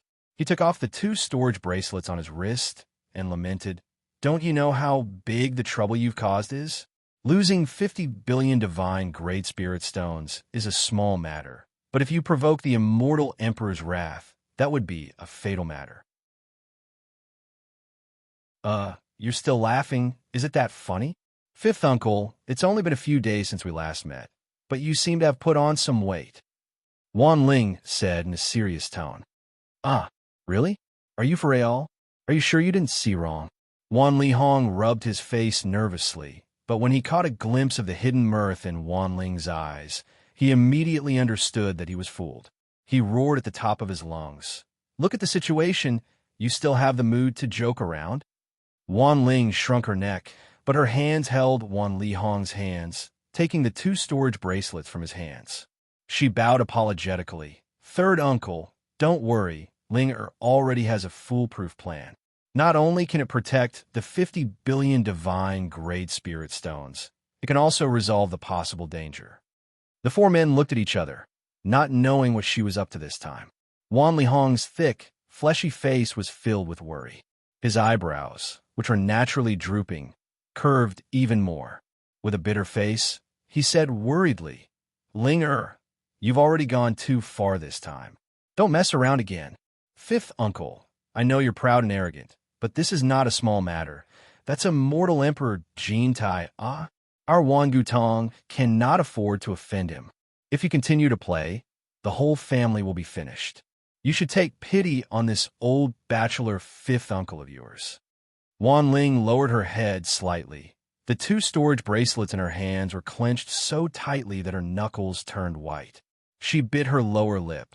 A venomous light flashed in her eyes as she slowly said, "I will give him all the spirit stones, and our Wan Gutong will not touch a single hair on his head. But if someone else kills him, it has nothing to do with our Wan Gutong." The 4 men were stunned. Subconsciously glancing at the room next door, they could roughly guess what she was planning to do. Wan Li Hong asked suspiciously, "You want to lure those 2 fellows to make a move against that Yu Qianshou? I'm afraid that's not appropriate." Wan Ling's crafty eyes looked at the 4 men, her voice brimming with confidence. "There's nothing inappropriate about it. Killing Yu Qianshou must be voluntary. There's nothing wrong with that, and I won't make any hints. But once they kill Yu Qianshou, fifth uncle, you cover. You can't. People can easily recognize your figure. First Elder can disguise himself and snatch the 2 storage bracelets back. With First Elder's cultivation, snatching the 2 storage bracelets from their hands shouldn't be a difficult matter. Once Yu Qianshou is dead, he won't be a threat to us anymore. At that time, the ones killing the people from the Immortal Palace will be the Heartless Palace and Carefree Palace. The Immortal Palace will look for them. It has nothing to do with us." The 4 men looked at each other, feeling that this wasn't very reliable. This was a plot against the people from the Immortal Palace, Not to mention, it was someone directly connected to the Immortal Emperor. There couldn't be any accidents. Wan Li Hong said with some fear, "Can they do it? I think those 2 guys are clumsy. What if they can't kill Yu Qianshou?" "It shouldn't be a big problem. I've checked Yu Qianshou's cultivation. He's only at the late stage of the transforming spirit realm. If those 2 minor mortals can't kill a late-stage, transforming spirit realm cultivator, they might as well just kill themselves. They won't have to come out and embarrass themselves anymore." Wan Ling sneered, then said calmly, "So what if they can't kill him? The ones who did it were the Heartless Palace and Carefree Palace. Even if we find out that they did it out of jealousy, we didn't order them to do it. If the immortal palace wants to implicate them, then the immortal emperor should be prepared to kill everyone in the immortal world. In short, we are fine. The ones who will be in trouble are the Heartless Palace and Carefree Palace. I've long disliked the number one sect in the immortal world, the Heartless Palace. They're a bit too arrogant. I might as well use the immortal palace to get rid of them. After hearing this, the four of them felt a chill down their spines. They didn't know what this girl was thinking all day long. She could even think of such a sinister scheme. The curtain of the small room was lifted. The Mu brothers and Wan Li Hong came out and began to instruct the disciples in the shop to tidy up the things on the shelves. Song Lianqing and Chai Junlang were worried about the fierce Wan Li Hong, so they looked behind the curtain. It was true that the two of them liked Wan Ling, but they were also people who often rolled around with women. After so many years in the immortal world, they had been with countless women. They wouldn't go so far as to sacrifice their lives for Wan Ling's beauty. However, as long as they could get Wan Ling, there was no doubt that they would have an endless supply of spirit stones. With Wan Ling's position in Wan Buoxing's heart, she was completely equivalent to a huge prophet. Who knew how many sects were secretly planning this? Song Lianqing and Chai Junlang could be said to have received a death order to pursue Wan Ling. Otherwise, they wouldn't have been so shamelessly pestered. After waiting for a while, Wan Ling finally lifted the curtain and walked out. She had changed into a pink floor-length dress, which effectively restrained her impressive figure. The eyes of Song Lianqing and Chai Junlang, who had a lot of resentment in their hearts, immediately lit up, and the little bit of unhappiness in their hearts immediately disappeared. The two of them had a flattering expression on their faces as they shouted in unison, "Wan Ling!" Wan Ling walked gracefully, displaying the noble temperament that she had cultivated for a long time, like a fairy walking on the waves.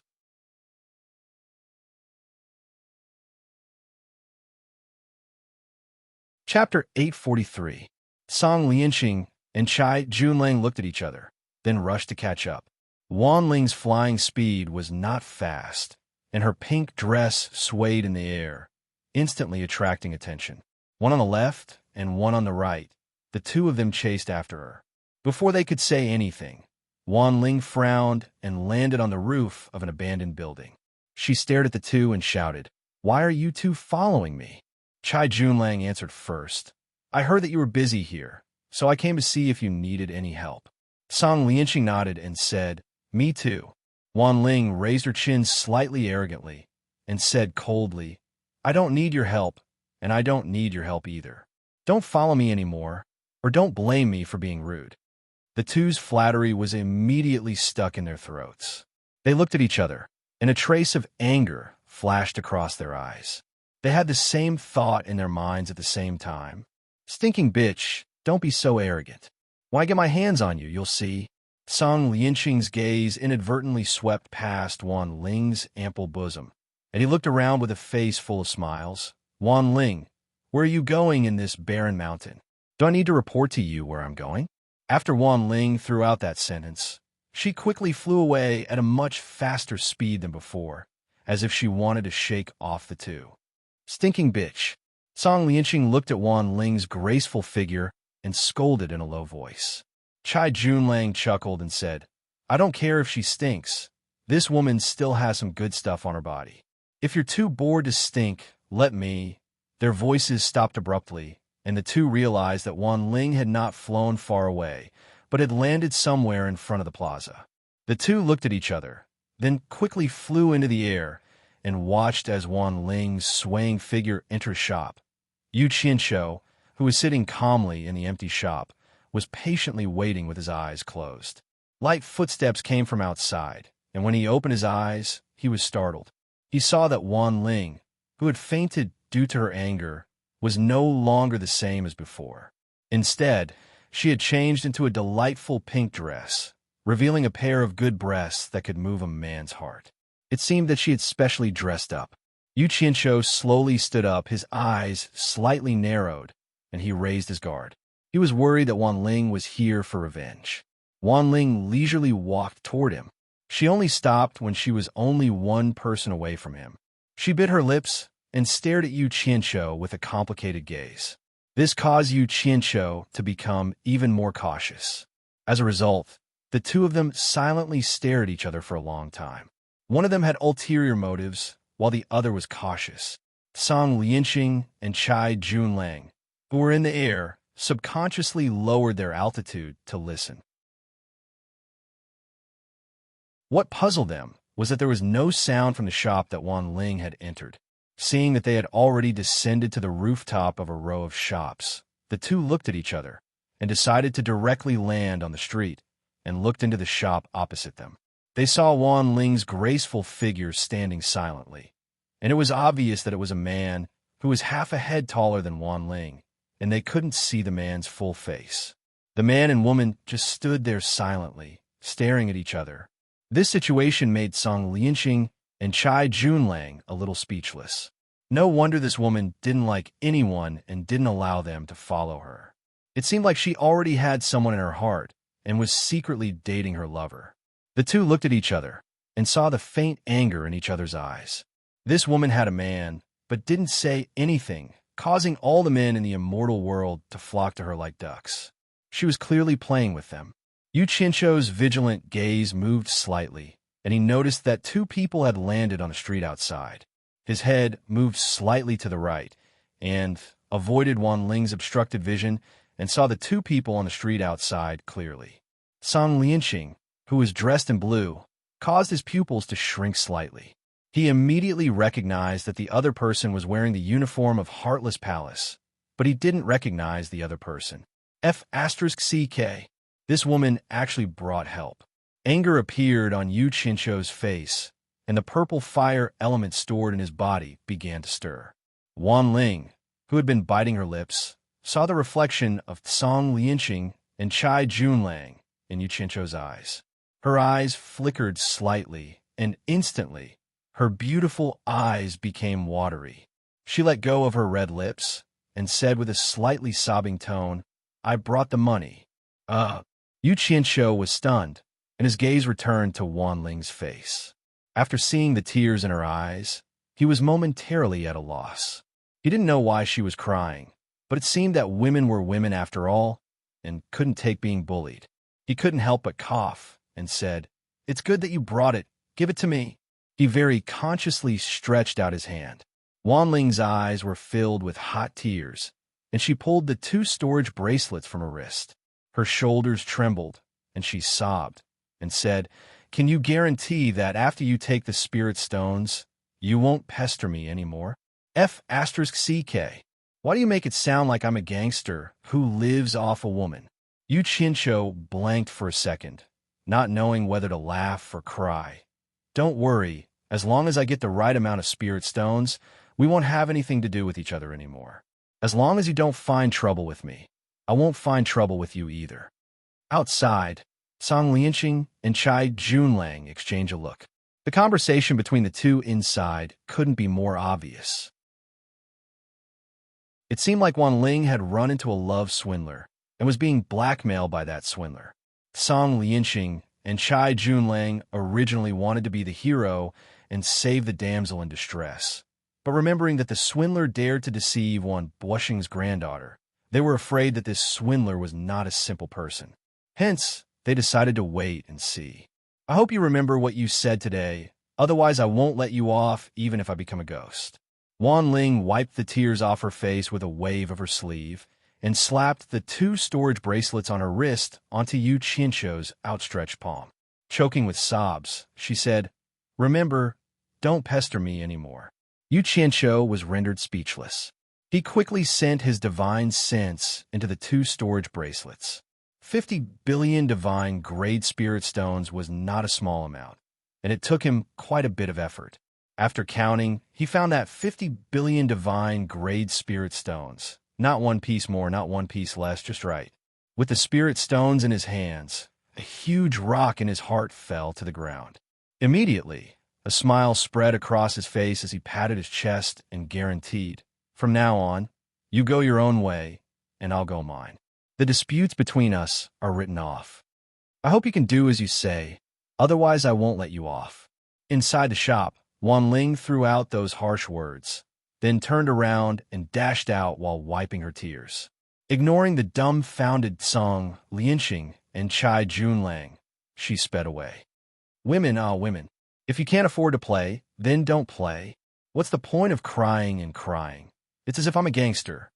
Yu Qianqiu shook his head, sighing with emotion. He didn't expect his desperate gamble to actually succeed. 50 billion, He got just like that. His gaze shifted to the two people staring at him from outside, and the complacent smile on his face immediately disappeared.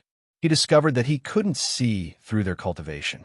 Without a doubt, these two were immortal realm masters, especially those from the Heartless Palace. Yu Qianqiu's steps were steady as he made his way out of the shop. Now that he had gotten the money to register his business, this was not a good place to stay. Song Lianqing and Chai Junlang also couldn't see through Yu Qianqiu's cultivation. Thus they dared not act rashly. When Yu Qianqiu reached the shop's entrance and was about to leave, Song Lianqing glanced at the mythical Fire Palace insignia on the shop, cupped his hands and smiled. I'm Heartless Palace's disciple, Song Lianqing. Are you from the mythical Fire Palace? Yu Qianqiu glanced at him indifferently, and just as he was about to leave with a few perfunctory words, he saw a slightly hunchbacked, gray-robed old man walking along the desolate and messy street. After hearing Song Lianqing's words, he subconsciously stopped and looked left and right. Suddenly, he chuckled. Why does this sound so funny? He's Yu Qianqiu, a late-stage soul formation cultivator hired by the small Four Links Chamber of Commerce. He killed all the people from your Heartless Palace in the ruins of God. How did he become a disciple of the mythical Fire Palace? Sigh. The disciples of Heartless Palace are really getting worse with each generation. The hunchbacked old man shook his head and sighed with emotion as he walked away. The street suddenly became quiet, and an evil wind blew from somewhere, bringing a chill to the entire street. Damn it! Where did this meddlesome old bastard come from? Yu Qianqiu looked at the receding figure and really wanted to go over and kick him. Song Lianqing's pupils suddenly shrank as he stared at Yu Qianqiu and said indifferently, that Yu Qianqiu, although he and Chai Junlang had been staying near Myriad Saint Mountain for a long time, they were not cut off from the news. They had already heard the news that all the disciples of Heartless Palace had been annihilated in the ruins of God. It was said that all of them had died in the hands of a late-stage soul formation cultivator called Yu Qianqiu. He also heard that Wan Ling was holding hands with Yu Qianqiu in front of everyone. From this, he thought of the scene of Wan Ling crying and leaving. Needless to say, this guy was definitely that Yu Qianqiu who was holding hands with Wan Ling in front of everyone. Otherwise, Wan Ling would definitely not show such a weak side. Yu Qianqiu had suspected that these two were helpers that Wan Ling had found. Now that he heard the other party's words, it was definitely not the case. Otherwise, it was impossible for them to not recognize him, and there was no need for them to do this. Yu Qianqiu is me, Yu Qianqiu said indifferently. Is there a problem? Chai Junlang gently opened the white jade folding fan in his hand and looked at Yu Qianqiu. He shook his head and sighed. I thought Yu Qianqiu was some amazing person. It's you. Sigh. I don't know what kind of drug Wan Ling ate. She actually fell into the hands of such a liar. It's really ridiculous. Song Lianqing revealed a sinister smile and said, You're really audacious to actually deceive Wan Bushing's granddaughter. Tell me honestly, how did you force her to submit? If there's a word of falsehood, I'll make you wish you were dead. Chai Junling's eyes also lit up when he heard that. If he could get hold of the handle that forced Wan Ling to submit, then it would indeed be twice the result with half the effort. The two of you want to make a move on me here? Yu Qianqiu looked around and said expressionlessly, If I remember correctly, Great Commander Wu Xiong has long stipulated that no one is allowed to make a move on this plaza at the entrance of the Divine Ruin Realm. Although the Divine Ruin Realm gathering is already over, I don't think the two of you have the guts to try it. Chapter 844. As soon as he said that, the two's faces froze, and they couldn't help but look around. This place was already showing a bleak decline, and it would continue to be bleak until the Divine Ruin Realm opened again in the next 100 years. But even so, since Wu Xiong had already spoken, fighting was not allowed in this square outside the Divine Ruin Realm. Otherwise, it would be a challenge to Wu Xiong's authority. Although Wu Xiong had already left, and no one knew if he would remember this matter, if someone spread this matter to Wu Xiong's ears, who knew what he would think? Song Lianqing and Chai Junlang naturally knew how powerful the Immortal Palace was.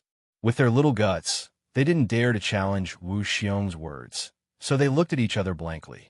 There were fewer and fewer people leaving in the sky. Yu Qianshou looked up, then waved at the two with a mocking expression. "I'm leaving first. No need to send me off." "Stop!" Song Lianqing shouted. The twisted expression on his face showed that he was enraged by the other party's words. He chuckled coldly and said, "I advise you to honestly tell me how you forced Wan Ling to submit.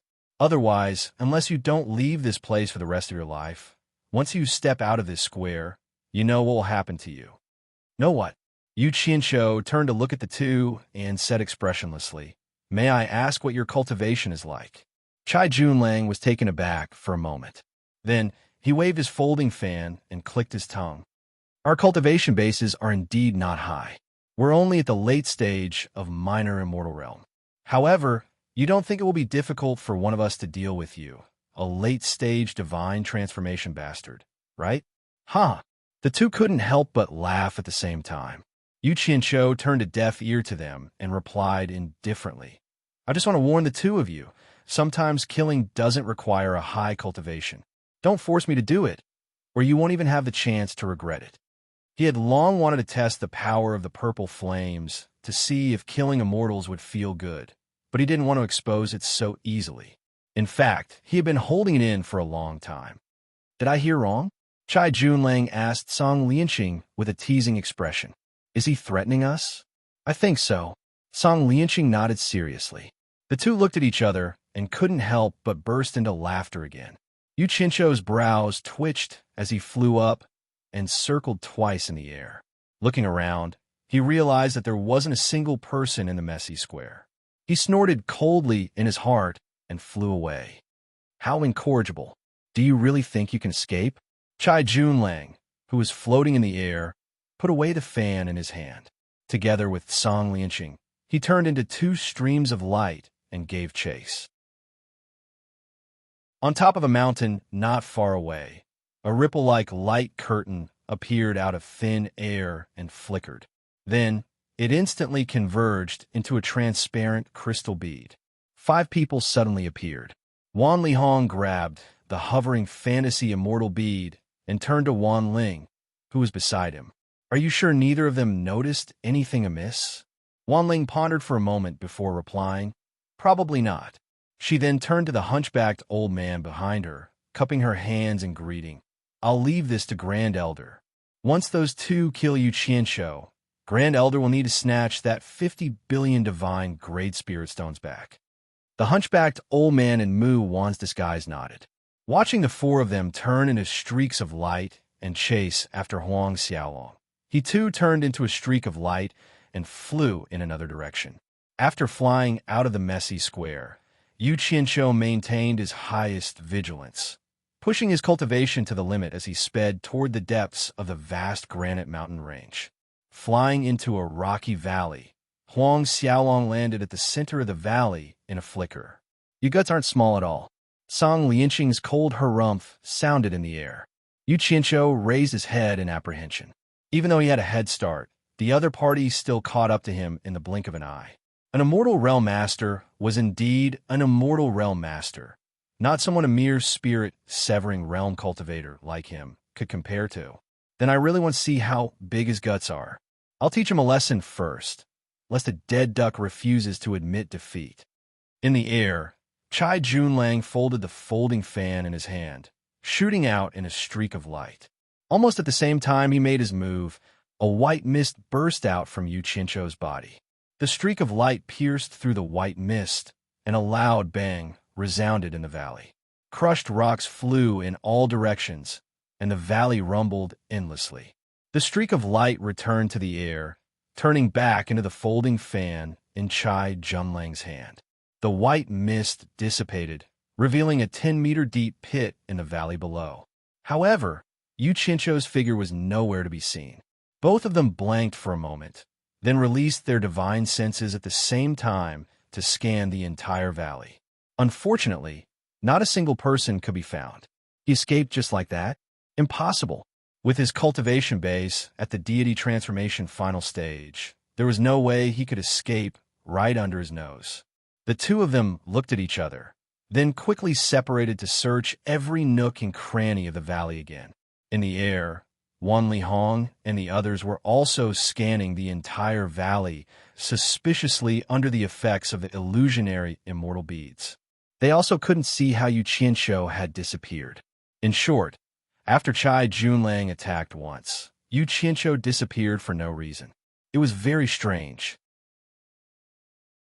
All of a sudden, their pupils abruptly contracted.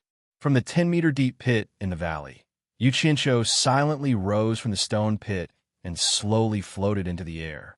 Only after his entire body emerged from the pit did Song Lianxing and Chai Junlang, who were searching the valley, discover him. Both of them stared at him in shock, with expressions of disbelief on their faces.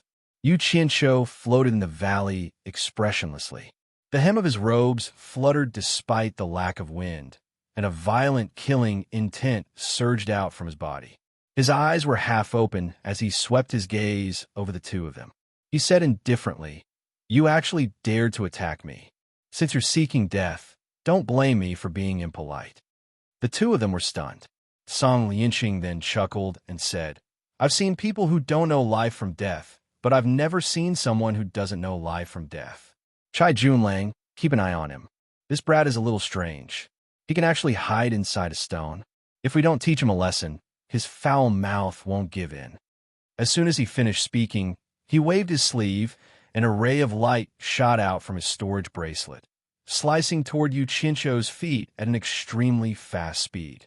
From the looks of it, he didn't want to kill Yu Qianqiu yet. Instead, he wanted to cripple Yu Qianqiu first. Yu Qianqiu's aura had already enveloped an area of several dozen meters. As soon as the ray of light penetrated his aura, his eyebrows twitched slightly. With a boom, the ray of light suddenly exploded into a large cloud of silver powder. This was an extremely bizarre scene. Song Lianxing and Chai Junlang's mouths instantly gaped open, and their eyes were filled with incredulity. The people in the air also looked at one another.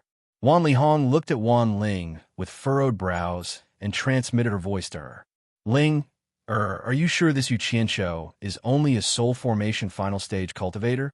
Wan Ling paused and looked at Yu Qianqiu in disbelief. "I shouldn't be wrong. I've checked it myself. That's strange. The flying sword that Song Lianxing used is at least a level 3 immortal tool. Isn't it a little too terrifying to be able to shatter it into dust without a sound?" Song Lianxing muttered with a doubtful expression. Taking advantage of the moment when the two of them were dumbstruck, Yu Qianqiu's aura quickly spread out and locked onto the two of them. Sensing that they were being locked onto, the two of them abruptly came to their senses.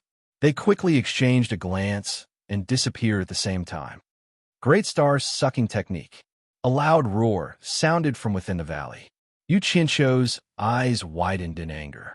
He spread his arms, and his claws tore out 2 clouds of white mist.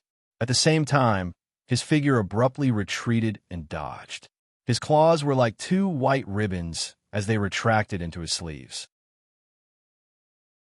In an instant, the 2 dried corpses that had been drained of water suddenly appeared. They collided with each other at the place where Yu Qianqiu dodged and fell to the ground at the same time. The 2 mummified corpses were struggling to get up from the ground.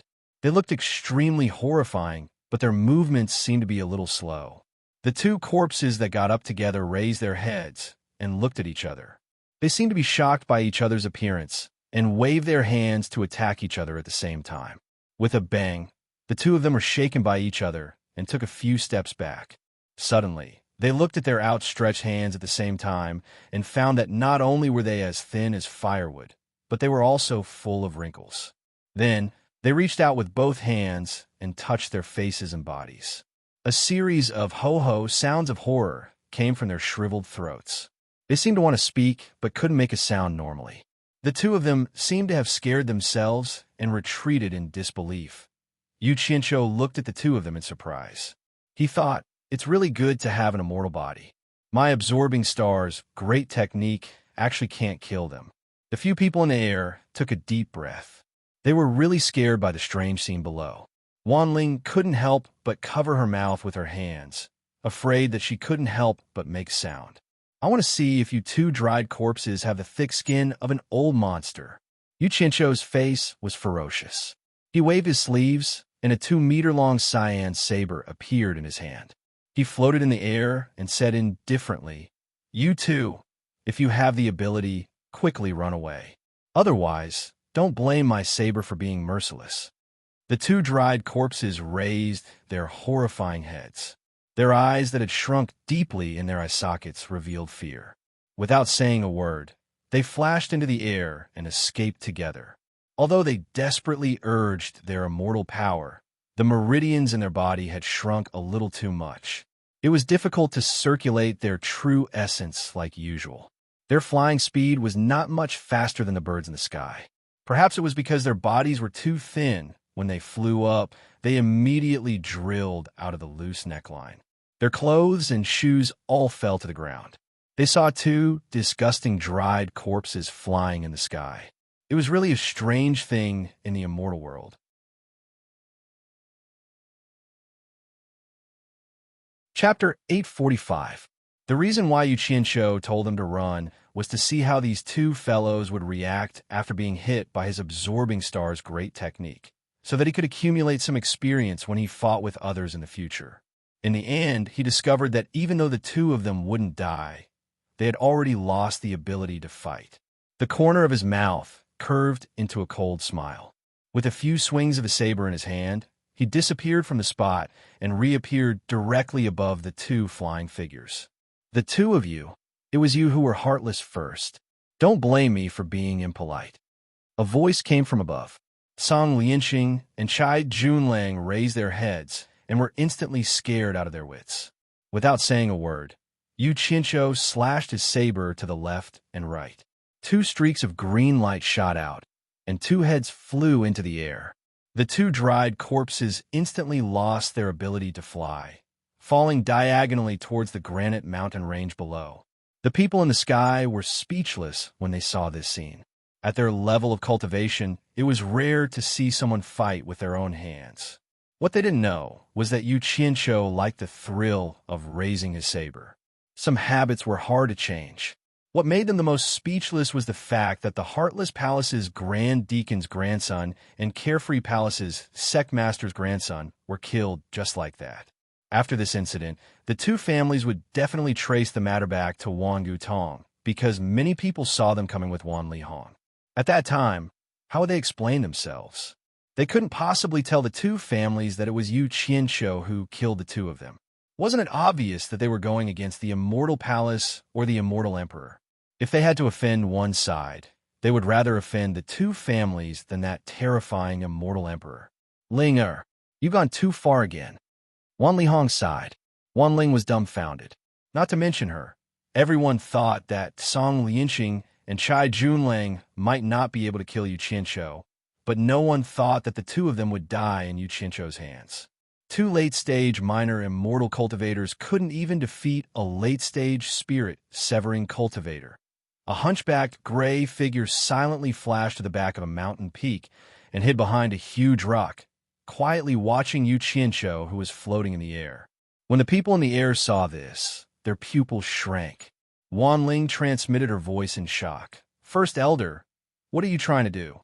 Mu Wan's disguised hunchback elder replied in the direction of the voice transmission. "Since those 2 fellows are useless, I'll do it myself." "No." Wan Ling hurried to warn Huang Xiaolong through voice transmission. "Once people find out that you killed an immortal emperor's secret agent, our Wangu Tong will be in big trouble." "I don't think so. There shouldn't be anyone nearby. Even if I'm hiding someone, I'll disguise myself. No one will know who I am, and Wangu Tong won't be implicated. As long as I kill that brat, I will immediately go out and spread the news, saying that I saw Yu Qianqiu fighting with Song Lianxing and Chai Junlang here, and in the end, both sides were killed. I will make the scene more realistic." Mu Wan paused and said hesitantly, "Miss, you can't be suspecting that I can't kill Yu Qianqiu, right? This person's skills are strange. First Elder shouldn't take the risk. Let's retreat." Wan Ling urged anxiously. "Miss, don't worry. It's just a crooked magic art. It's fine against those two fools, but it won't work on me." Mu Wan's tone was confident, but he tactfully rejected. Yu Qianqiu stopped in the air and looked around. He slowly put away the blue flame broadsword. His intuition told him that there was danger approaching him, but there was nothing around him. After a moment's vigilance, he didn't discover anything. In a flash, he chased after the two headless corpses and pulled out the storage bracelets from their wrists. Just as he was about to remove the second storage bracelet, he felt a strong sense of danger approaching him. It was the kind of danger that could take his life in an instant. In the blink of an eye, a ray of golden light flashed and quickly enveloped him.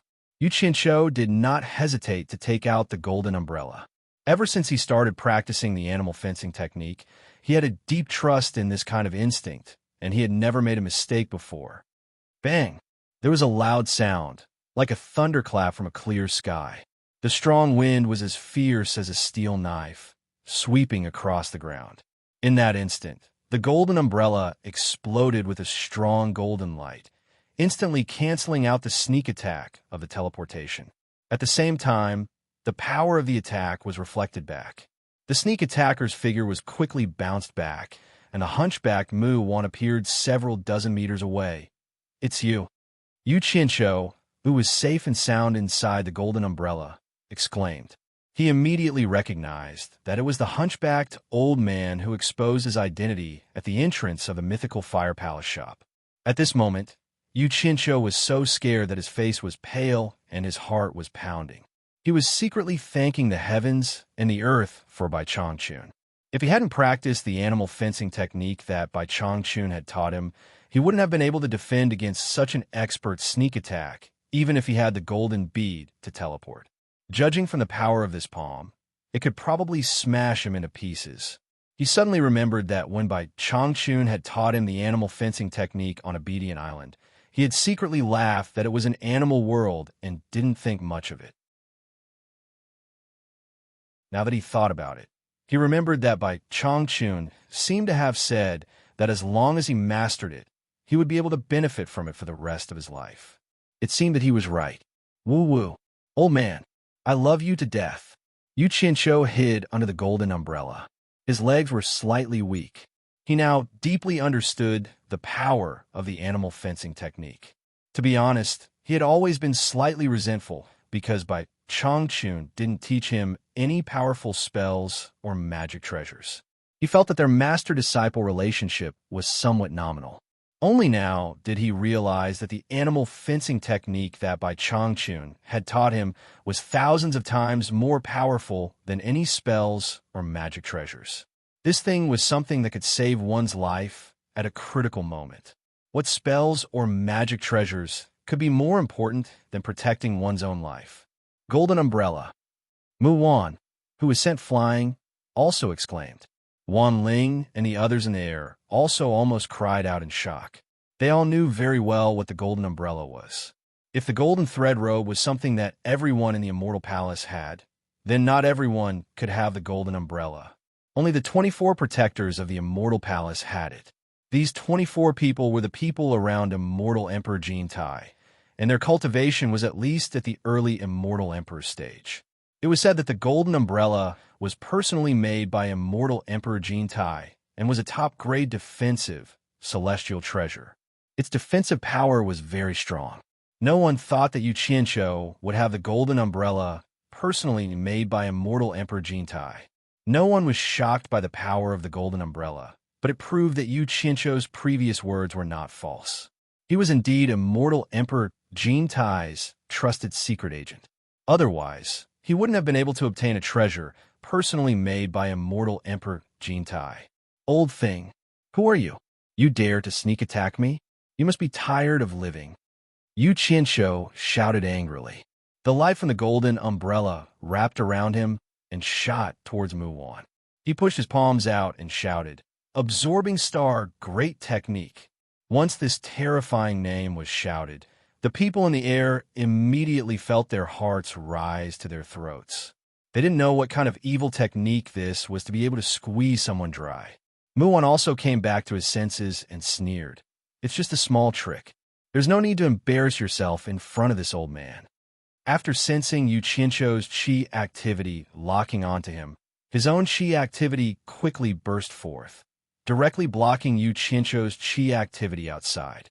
He did not move, just stood there and let Yu Qianzhou slowly absorb it. Yu Qianzhou was surprised. He immediately found that his qi was blocked by the opponent's qi. He quickly stopped and didn't dare to jump forward. Instead, he used teleportation and circled around Mu Wan several times, looking for a loophole to attack. He kept shouting, "Suck, suck, suck, I suck."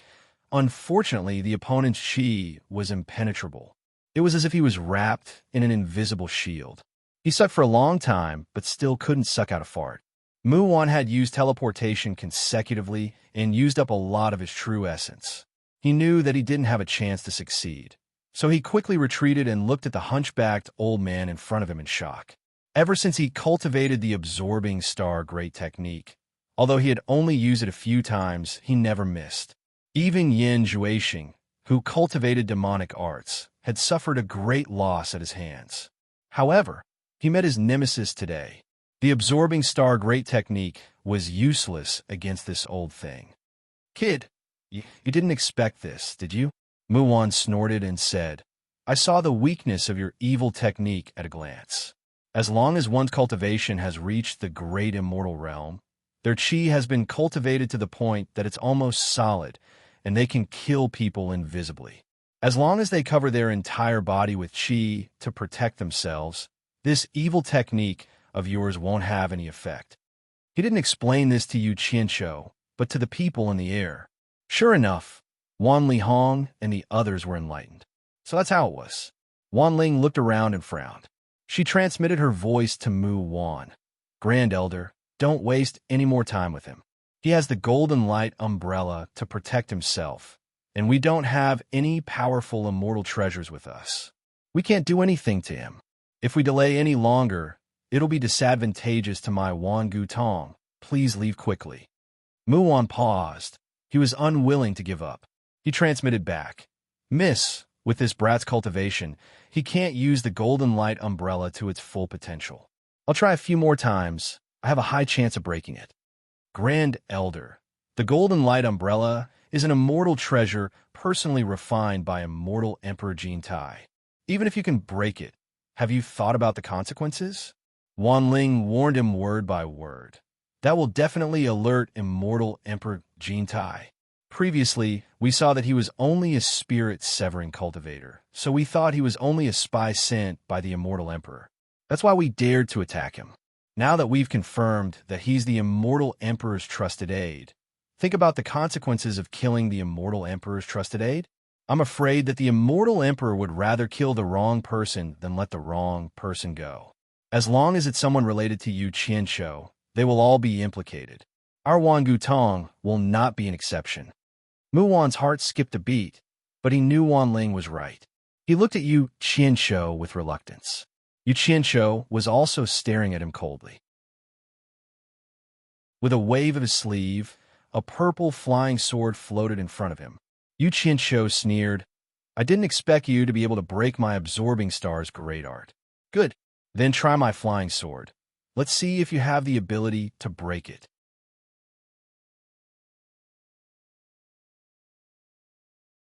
Chapter 846.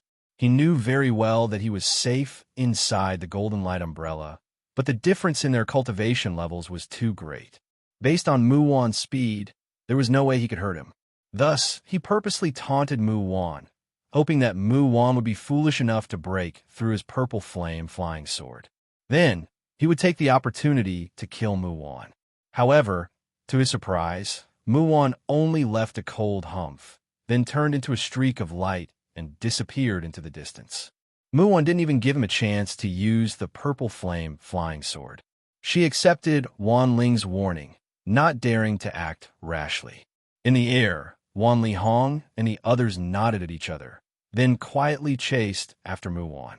Before she left, Wan Ling looked at Yu Qianshou with a complicated expression, thinking about how Mu Wan had touched and pinched her face, and how she couldn't do anything to him. Her heart twisted uncomfortably. She could only hope that they would never meet again, lest she remembered that disgusting scene every time she saw him. Yu Qianshou watched as the streak of light disappeared into the distance, his brows knitted together. He was a little confused by Mu Wan's actions, ambushing him out of the blue, then running away without saying a word. What was the meaning of this? Mu Wan's cultivation level far surpassed his own. Could it be that Mu Wan noticed that his purple flame flying sword was condensed from the purple flame and ran away in fear? Thinking about it, it didn't seem possible.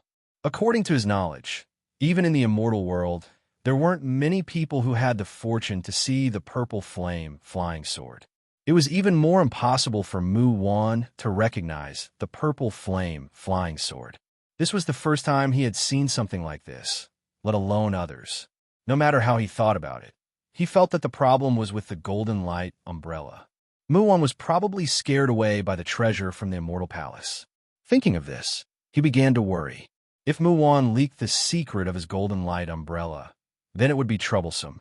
Who cares if it really happened? This old man will not admit it even if he was beaten to death, and will instead accuse Mu Wan of framing me. Yu Qianshou steeled his heart. He couldn't be bothered to think about it anymore. What he didn't know was that he was thinking too much. Mu Wan and Wan Tong's higher-ups would not spread this news, for they had their own concerns. Just think about it. They had already confirmed that Yu Qianshou was immortal Emperor Jin Tai's trusted aide. If they leaked the news that Yu Qianshou had the golden light umbrella, Yu Qianshou would definitely suspect that Wan Gutong was behind this sneak attack. Ambushing an immortal emperor's trusted aide was not something Wan Gutong could afford to offend. Needless to say, Wan Gutong's secret would rot in his stomach. He cautiously looked around several times, not daring to put away the golden light umbrella that he had taken out, fearing that he would encounter another sneak attack out of the blue. After some hesitation, he identified a direction and lightly stomped his feet. The granite on the ground melted, and he sank into the ground along with the umbrella. After he sank. Good. After Wan Tong had to that he had Wan the earth he and he. Close to 2 hours later, he found himself out of the granite mountain range. Layers of soil appeared around him, and he quickly floated to the surface. When he emerged from the surface, he found himself in a barren land overgrown with weeds. Behind him was the granite mountain range. The barren land stretched as far as the eye could see. Among the lush grass, there were a few tall trees standing proudly. After Yu Qianshou identified the direction, he didn't hesitate and sped away. On the green and yellow plains, tigers and wolves could be seen chasing their prey. The bloody scene did not attract Yu Qianshou's attention. His eyes were filled with determination as he flew towards the horizon. Only when he noticed some special terrain would he throw a small silver ball into the air. The purpose of this trip was simple. He wanted to go to the hallucinatory Immortal City and register a merchant association. He wanted the merchant association to flourish in the immortal world. He wanted to lead the cultivators in the immortal world to search for the miracle of life. Then, the miracle would begin with him. After flying at high speed for more than 10 days, Yu Qianshou was in tears. Based on his current flying speed, if he was in the immortal world, he would have circled countless times. But in the immortal world, he had just flown out of this vast plain. How big the immortal world was became a question in his mind. It was another sunset. The sunset dyed Yu Qianshou, who was flying at high speed in the sky, red. Even though he felt that his cultivation was not bad, he still felt that flying at high speed for more than a dozen days was a little too much for him. He grabbed a handful of elixirs and stuffed them into his mouth. As he flew, he slowly recovered his true essence. He felt that the effect was too slow and was considering when to get some elixirs. Suddenly, he was attracted by the landscape below. Although it was still relatively bright high up in the sky, The ground below was gradually shrouded in darkness.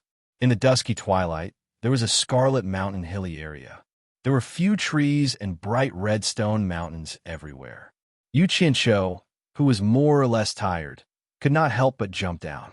Taking the opportunity to admire the strange mountain scenery, he took a break and recovered his spirit. So he landed on a red stone pillar that was like a towering stalagmite. He looked around and found that the reason why the mountain was red was because of the Danxiao landscape. The mountain was undulating and dangerous, and the stone forest was like a mess. Under the sunset, there was a gray fog that rippled, giving people a feeling of palpitation. The undulating and messy stone forest seemed to hide some terrifying monster. Although the gray fog was thin, it seemed to be able to block people's vision. It seemed that no matter how high one's cultivation was, it would be difficult to peep at the secrets hidden behind it. The surroundings were dead silent. Yu Qianqiu felt that it was a little strange. Curious, he immediately flew into the depths of the gray stone forest. Along the way, he did not find anything unusual. In the depths of the messy stone forest, arched hills gradually appeared. The hills were full of caves of various sizes, and it was unknown how they were formed. Yu Qianqiu circled a few times in the gray fog and landed in front of a tall scarlet hill. Directly in front of him was a cave with a diameter of 5 or 6 meters. It was pitch black inside, and a faint gray fog was curling out from the inside. It looked very strange. After hesitating for a while at the cave entrance, he felt that the immortal world could not be judged by the common sense of the human world, so he did not dare to enter. He stretched out 2 fingers, and a dazzling red spark jumped and condensed at the tip of his finger. It became the size of an egg. He condensed all the ordinary fire in his body into this ball, and with a flick of his finger, it shot directly into the depths of the cave with a whoosh, only to hear a muffled hum sound from inside the cave, and the entire belly of the mountain seemed to be ignited by the raging fire. The big and small caves on the hill instantly shone with red light, and one after another, flames sprayed out. It was like thousands of fireworks had bloomed together. There was no doubt that the big and small caves on the hill were all connected. The cave entrance that Yu Qianqiu was facing was the place where the fire was the fiercest. The surging flames swallowed his body in an instant, but he did not avoid it and stood quietly at the cave entrance, letting the fire engulf him. To him, he could not think of any fire in the world that could hurt him. Almost at this moment, from the seemingly empty hill came a series of shrill and angry squeaks. It was so sharp that it pierced one's eardrums, followed by the sound of countless flapping wings. Yu Qianqiu's pupils shrank slightly, and saw that in the raging sea of fire, there were dense black shadows that quickly escaped from the cave entrance like lightning. The squeaks immediately filled the air. After the raging fire rose for a while, it gradually disappeared and shrunk in the cave. Amidst the noise, Yu Qianqiu stared dumbfoundedly at the creatures that filled the sky. He never thought that the fire that he had set up on a whim would actually attract so many creatures. Bats.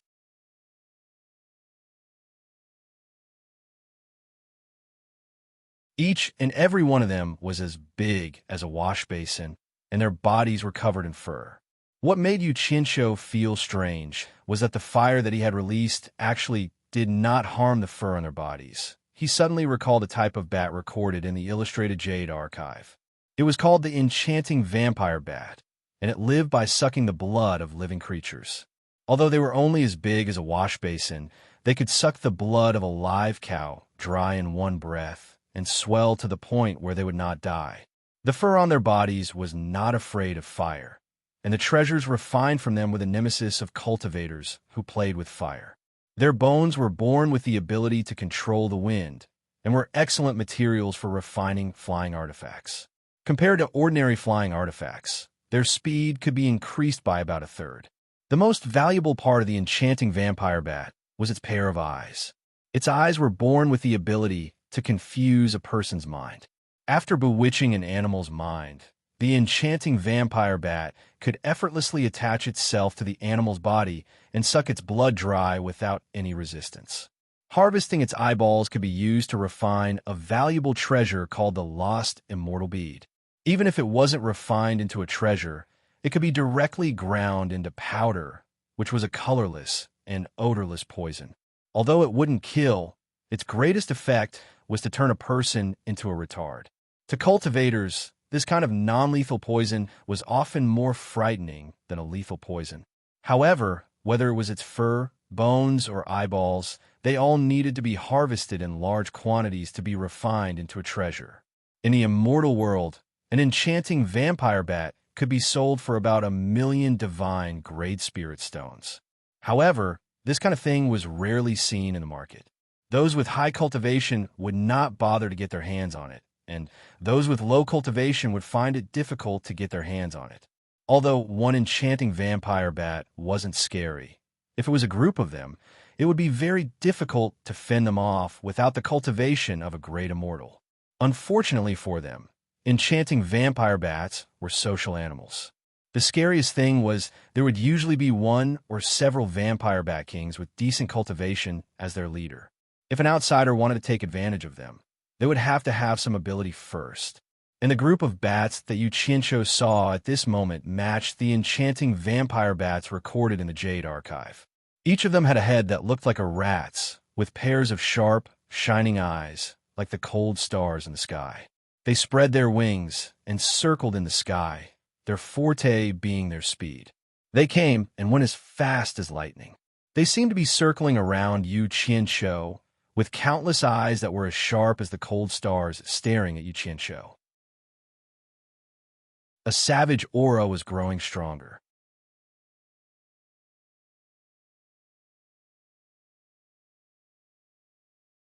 Chapter 847. Yu Qianqiu had a premonition that he was in trouble. It was very likely that these beasts were going to attack him. The pairs of snow-white fangs that were as sharp as steel nails on the rats' faces could explain everything. They were already ferocious. Indeed, as the ear-piercing screams intensified, a bat that was flying across the sky suddenly changed direction and shot toward Yu Qianqiu at lightning speed. It bared its fangs and bit at Yu Qianqiu's neck. "You're courting death, beast." Yu Qianqiu let out a furious bellow, and his 5 claws that were covered in purple light grabbed out. The bloody bat that was pouncing toward him did not even make a sound when it fell into his claws and instantly turned into ashes. Once the bloody bat that was the first to attack died, the other bloody bats that were flying in the sky immediately became agitated. Soon, all of them stopped in the sky. The bloody bats that were the size of wash basins flapped their wings and hovered in the sky. They gathered together and stared at Yu Qianqiu fiercely under the night sky. Their eyes were like the cold stars in the night sky, emitting a demonic glow that could shine into one's heart. Yu Qianqiu was slightly stunned. He immediately realized that there was something strange about these fellas' eyes, but it was already too late by the time he reacted. He felt his vision blur, and his consciousness seemed to have fallen into a maze formed by the stars. He bumped around but could not find a way out, and he was trapped in the maze, unable to extricate himself. He could not control his body or communicate with Utopia, and his back was instantly drenched in cold sweat. He was fine after experiencing so many storms. If he were to die in the hands of these beasts, he would die too unjustly. His sharp intuition after cultivating animal tricks told him that a strong threat of death was approaching. After the enchanting bloody bats that were hovering in the sky knew that they had affected the other party's mind, the demonic starlight in their eyes retracted. All of them flapped their wings excitedly, revealing their fangs that were as long as chopsticks from their mouths as they swarmed over. In the blink of an eye, they had wrapped Yu Qianqiu up into a ball. Layers upon layers of flapping. They seemed to want to suck a mouthful of Yu Qianqiu's blood. It seemed that human blood was quite a temptation for them. The scene of tens of thousands of enchanting bloody bats fighting for food was very spectacular. Animals were animals. In order to get a mouthful of human blood, they were working together just a moment ago, but now they were killing each other. They pounced and tore at each other, opening their sharp claws to push away the layers of their own kind that were attached to Yu Qianqiu's body, trying their best to burrow inside. The fluffy blood bats piled up like a mountain as they screeched and swarmed around, making one's heart go numb. However, the strange thing was that even though there was an endless stream of blood bats surging over, the swarm of blood bats remained the same size. No matter how many blood bats gathered, the swarm did not grow. On a mountain not far away stood a handsome, clean-shaven man in black. His eyes flickered as he stared at the scene. His brows moved slightly, as if he had noticed something amiss.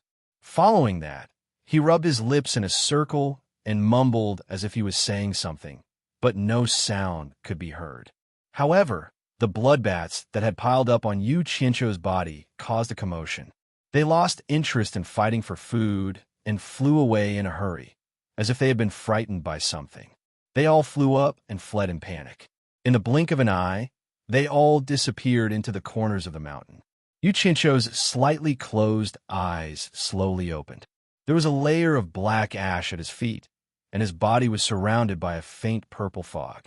This purple fog was nothing but a tiny dew of the purple fire. It was a critical moment when his consciousness had been trapped. Perhaps he had sensed the danger, but the life spirit in his dantian had suddenly awakened. A dazzling golden light had exploded from his dantian, instantly dispersing the maze that had trapped his consciousness. As soon as he woke up, he saw the swarm of blood bats swarming over. Yu Qianzhou immediately felt the urge to kill. He had originally felt bad for disturbing everyone's rest because of a moment of curiosity. Who knew that they would want his life? Yu Qianzhou immediately had an evil thought. When the swarm of blood bats swarmed over, he put on a thick layer of golden armor. When his body was covered with biting blood bats, he immediately released a limited amount of the purple fire. He knew that if the purple fire were to burst out at once, it would kill many blood bats, but it would definitely scare away even more blood bats. He suppressed the use of the purple fire because he did not want to alarm the ones behind him. Instead, he killed them layer by layer until he attracted all the other blood bats. Then, it would be time to completely kill this group of beasts. However, to his surprise, this group of beasts seemed to have suddenly become smart. Only a few thousand of them had died, but they all ran away at the same time. It was really strange. Yu Qianzhou slowly retracted the hot purple fog that surrounded his body. His suspicious eyes were slightly startled, and he met the eyes of the man in black on the hill not far away. The two of them looked at each other for a long time and did not separate. In the end, the man in black was the first to smile. He waved his wide sleeves, cupped his fists, and said, "I am Xiao Chongquan. May I know which friend has come to visit my thousand-bat mountain? Please come closer and have a chat." Yu Qianzhou could not see through the depth of the man's cultivation. After thinking for a while, he dashed over, cupped his fists, and said, "I am Yu Qianzhou. Are you the owner of this place, friend?" "You can say so," Xiao Chongquan replied, non-committally, but there was a trace of surprise in his eyes. From the way Yu Qianzhou flew over, he vaguely sensed that Yu Qianzhou's cultivation was not yet at the immortal realm. However, with his early-stage great immortal cultivation, he could not see through Yu Qianzhou's cultivation. It was very strange. What did he mean by, "you can say so"? Yu Qianzhou frowned, but he still maintained his vigilance, and asked, "May I know why friend called me here?" Xiao Chongquan turned around and pointed to a tall mountain in the distance. Even though the sky was turning dark, one could still faintly make out the buildings on the mountain. He smiled and said, "My thousand-bat mountain rarely receives guests. It's getting late. If you don't mind, why don't you come to my humble abode and let me be your host?" This, Yu Qianzhou pondered for a while. He wanted to refuse, mainly because he was afraid that it would not be safe. But seeing how polite the other party was, plus he really wanted to make more friends in the immortal realm, he changed his mind and said, "Then I will have to trouble you." "Huh, I'm looking forward to having more friends. How can you say that I am disturbing you? I'm more than happy to have you. Please." Xiao Chongquan waved his hand happily. Yu Qianzhou raised his hand politely, and Xiao Chongquan immediately turned into a stream of light and landed on the peak. Yu Qianqiu quickly chased after him. As he flew near the peak, he paused for a moment to look at the building on the peak below. The building on the peak was not big, like a small Taoist temple. But the strange thing was that the whole building was directly carved out of the Dansha mountain. The building and the whole mountain were one. It was a unique scenery. However, no matter how Yu Qianqiu looked at it, he found it indescribably strange. Night had already fallen, so why was there not a single trace of light in the building? No matter how high the other party's cultivation was, this did not make sense.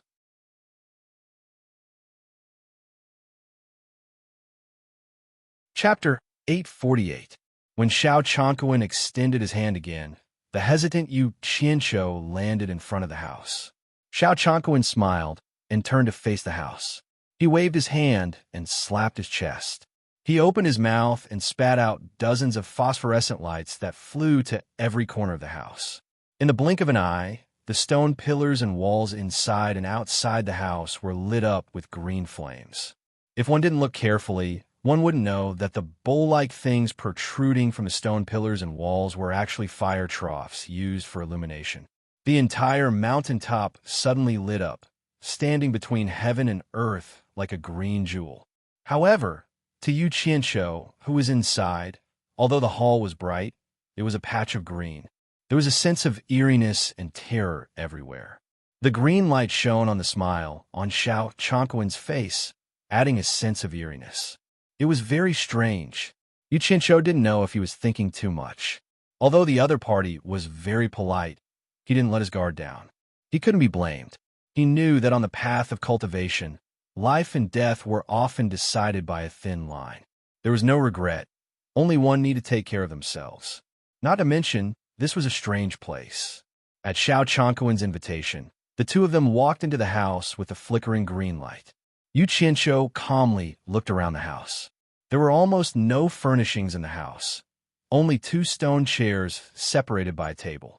The strange thing was that the roof was covered with stone beams, and there were many traces of something being scratched on the stone beams. The layout of this stone house is really strange. Yu Qianqiu smiled and said casually, "It's just materials from the wilderness. It can't compare to the luxurious and exquisite outside." Xiao Changquan pointed to the two chairs in the middle and smiled. "Brother Yu, please sit. Although I don't have anything good in this wilderness, I do have some fragrant tea that is rarely seen outside. Brother Yu, please wait a moment. I'll go get it." Brother Xiao is too polite. There's no need to trouble yourself. Yu Qianqiu waved his hand. Of course. This is how we treat our guests. I'll be there in a moment." Xiao Changquan insisted. He quickly walked toward the stone door by the wall and walked down the stone stairs. Yu Qianqiu quickly scanned the surroundings. His gaze paused for a moment, fixated on the two chairs in the middle. Normally, the surface of a stone chair that people often sat on would be smooth, but the surface of these two stone chairs was rough, as if no one had ever sat on them. He tilted his head and glanced at the stone door. Then, he gently floated up and silently flew into the stone door, following the stone stairs that spiraled downwards. It was so dark inside that he couldn't even see his fingers in front of him. After going dozens of meters deep into the belly of the mountain, a stone door blocked his way. Yu Qianqiu sneered and directly entered the wall beside the stone door. After fusing with the stone, he immediately sensed that there was a rather large space in the belly of the mountain. As he approached the edge of the space, the stone in front of him automatically melted to reveal a small hole the size of a soybean. Yu Qianqiu squinted his eyes and looked through the small hole. Inside, Xiao Changquan was indeed seriously boiling a pot of tea. The light from the small stove illuminated Xiao Changquan's meticulous expression. Yu Qianqiu heaved a sigh of relief. It seemed that he was overthinking.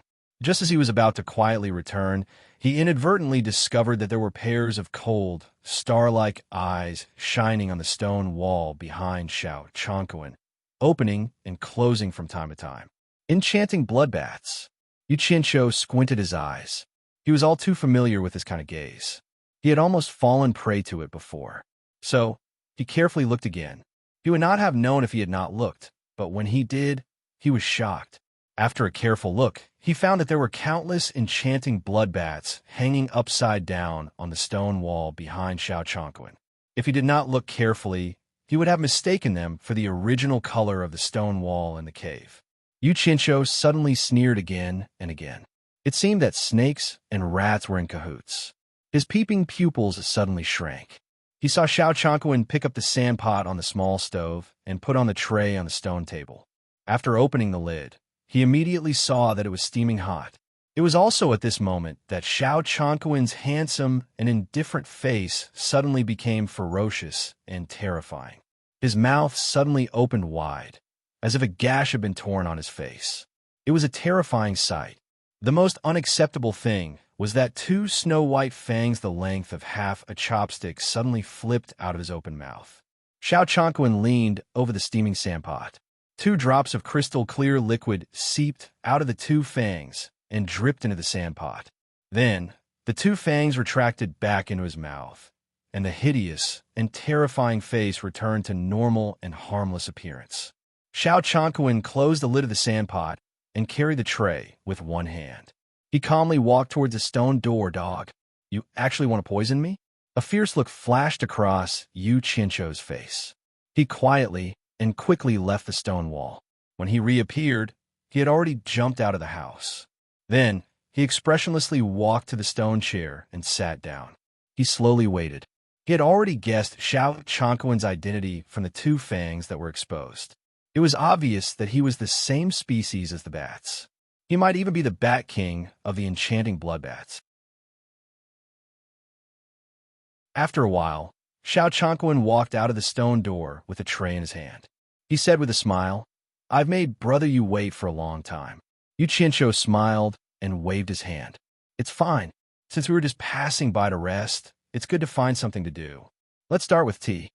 Xiao Chongqing was slightly startled. He didn't understand what Xiao Chen meant. He placed the tray on the table and began to pour tea into the 2 teacups. The tea that was clear like golden soup rolled in the teacup, emitting a refreshing fragrance. Yu Qianzhou's 5 fingers that were placed on the table tapped as he praised. "It is indeed good tea. Brother Xiao has worked hard." Xiao Chongqing placed the cup in front of Yu Qianzhou and smiled. "Brother Yu, please have a taste and see how it tastes." Yu Qianzhou picked up the teacup and looked inside. He saw a handful of scarlet and glistening leaves in the teacup. They were very different from ordinary tea leaves. He could not help frowning and said, "Brother Xiao, why are these tea leaves red? You didn't poison them, right?" Xiao Chongqing's face stiffened. He didn't expect Xiao Chun to be so direct. He quickly waved his hand and said, "Brother, you misunderstood. This is a specialty of my myriad bat mountain. It is called red leaf tea. It is definitely not poisonous." He picked up the cup in front of him and took a big sip to show that it was not poisonous.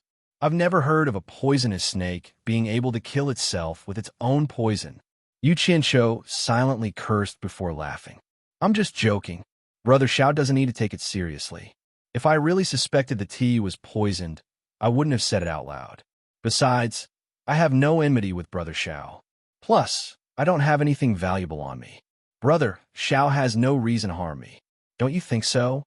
Yes. Brother Yu really knows how to joke." Hee. Xiao Chongqing laughed to cover up his embarrassment. In fact, he was very nervous because of Yu Qianzhou's words. He couldn't figure out Yu Qianzhou's cultivation. Otherwise, he wouldn't have to waste so much effort. If he really found out that the tea was poisoned, it would be troublesome. Who would have thought that Yu Qianzhou would be even more forthright than he had imagined? He picked up the teacup and didn't even taste it, directly pouring the tea leaves into his mouth. Like a cow drinking water, he gulped it all down. Xiao Chongqing was stunned. Yu Qianzhou slapped the cup on the table and wiped his mouth. "Good tea. Another cup. Actually, if it wasn't poisoned, the tea would be a rare good tea." But what made Xiao Chongqing speechless was that if you poured the tea directly into your stomach, can you drink good tea? Xiao Chongqing naturally wanted him to drink more, so he filled his cup with the sandpot. Who knew that before the sandpot was put down, Yu Qianzhou picked up the cup and poured the tea into his mouth. He slapped the cup on the table and shouted again, "Good tea. Another cup." Xiao Changquan smiled apologetically and continued to pour water into the cup. Yu Qianqiu was still the same. He picked up the cup and drank it without any hesitation. In the end, cup after cup, the sand pot was quickly finished by Yu Qianqiu. Looking at the empty sand pot, Yu Qianqiu frowned. It's good tea, but there's not enough. Do you have more? Heh heh. Xiao Changquan laughed awkwardly. If Brother Yu wants more, I'll go brew another pot. Although he said that, he didn't take action. He looked at Yu Qianqiu suspiciously, as if asking why there was no reaction.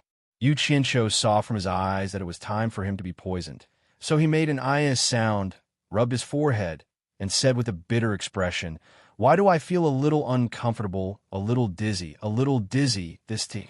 Before he finished speaking, he closed his eyes and directly slid down from the chair to the ground, motionless. Xiao Changquan stood up abruptly. At first, he was happy, but then he was stunned. He muttered to himself, "This poison can only hurt one's mind. I've never seen it make someone unconscious. Yes, this guy must have drunk too much. He deserves it." He turned around and walked to the door. Standing at the door, he looked up at the sky and let out a long whistle. Not long after, chattering noises rang out in the night sky. A group of black shadows flew across the starry sky and swarmed over. Yu Qianqiu was very familiar with the chattering noises. He couldn't help but open his eyes to peek. He wanted to see what the fairy was going to do to him. In fact, he had the same worries as Xiao Changquan. He couldn't figure out how powerful the fairy was, so he didn't dare to act rashly. He could only take one step at a time. If it really didn't work, he could only flash back to Utopia to hide. Suddenly, there was a rush of flapping wings outside the door, and a group of black shadows quickly flashed in. After circling in the house for a while, all of them hung upside down on the beams of the roof, folded their wings, and stared at the roof beams with cold, star-like eyes. It was the ecstasy bloody bats. Only now did Yu Qianqiu react. It turned out that the stone beams on the roof were for these beasts to step on. No wonder there were so many scratches on them. They were all scratched by the claws of these beasts. Xiao Changquan, who strode back, summoned a black net from his storage bracelet. With a flash of black light, it immediately tied up Yu Qianqiu tightly. Xiao Changquan waved his hand and said, "Bring him back to the ancestor." You're tuning in to the Dreamy Chapters YouTube channel. We're so grateful for your support, and don't forget to subscribe to join us on this incredible journey through captivating stories. Your generosity through donations truly makes a world of difference, as it's the primary source of revenue that allows me to expand and enhance this channel for you. Thank you from the bottom of my heart for being a part of this adventure.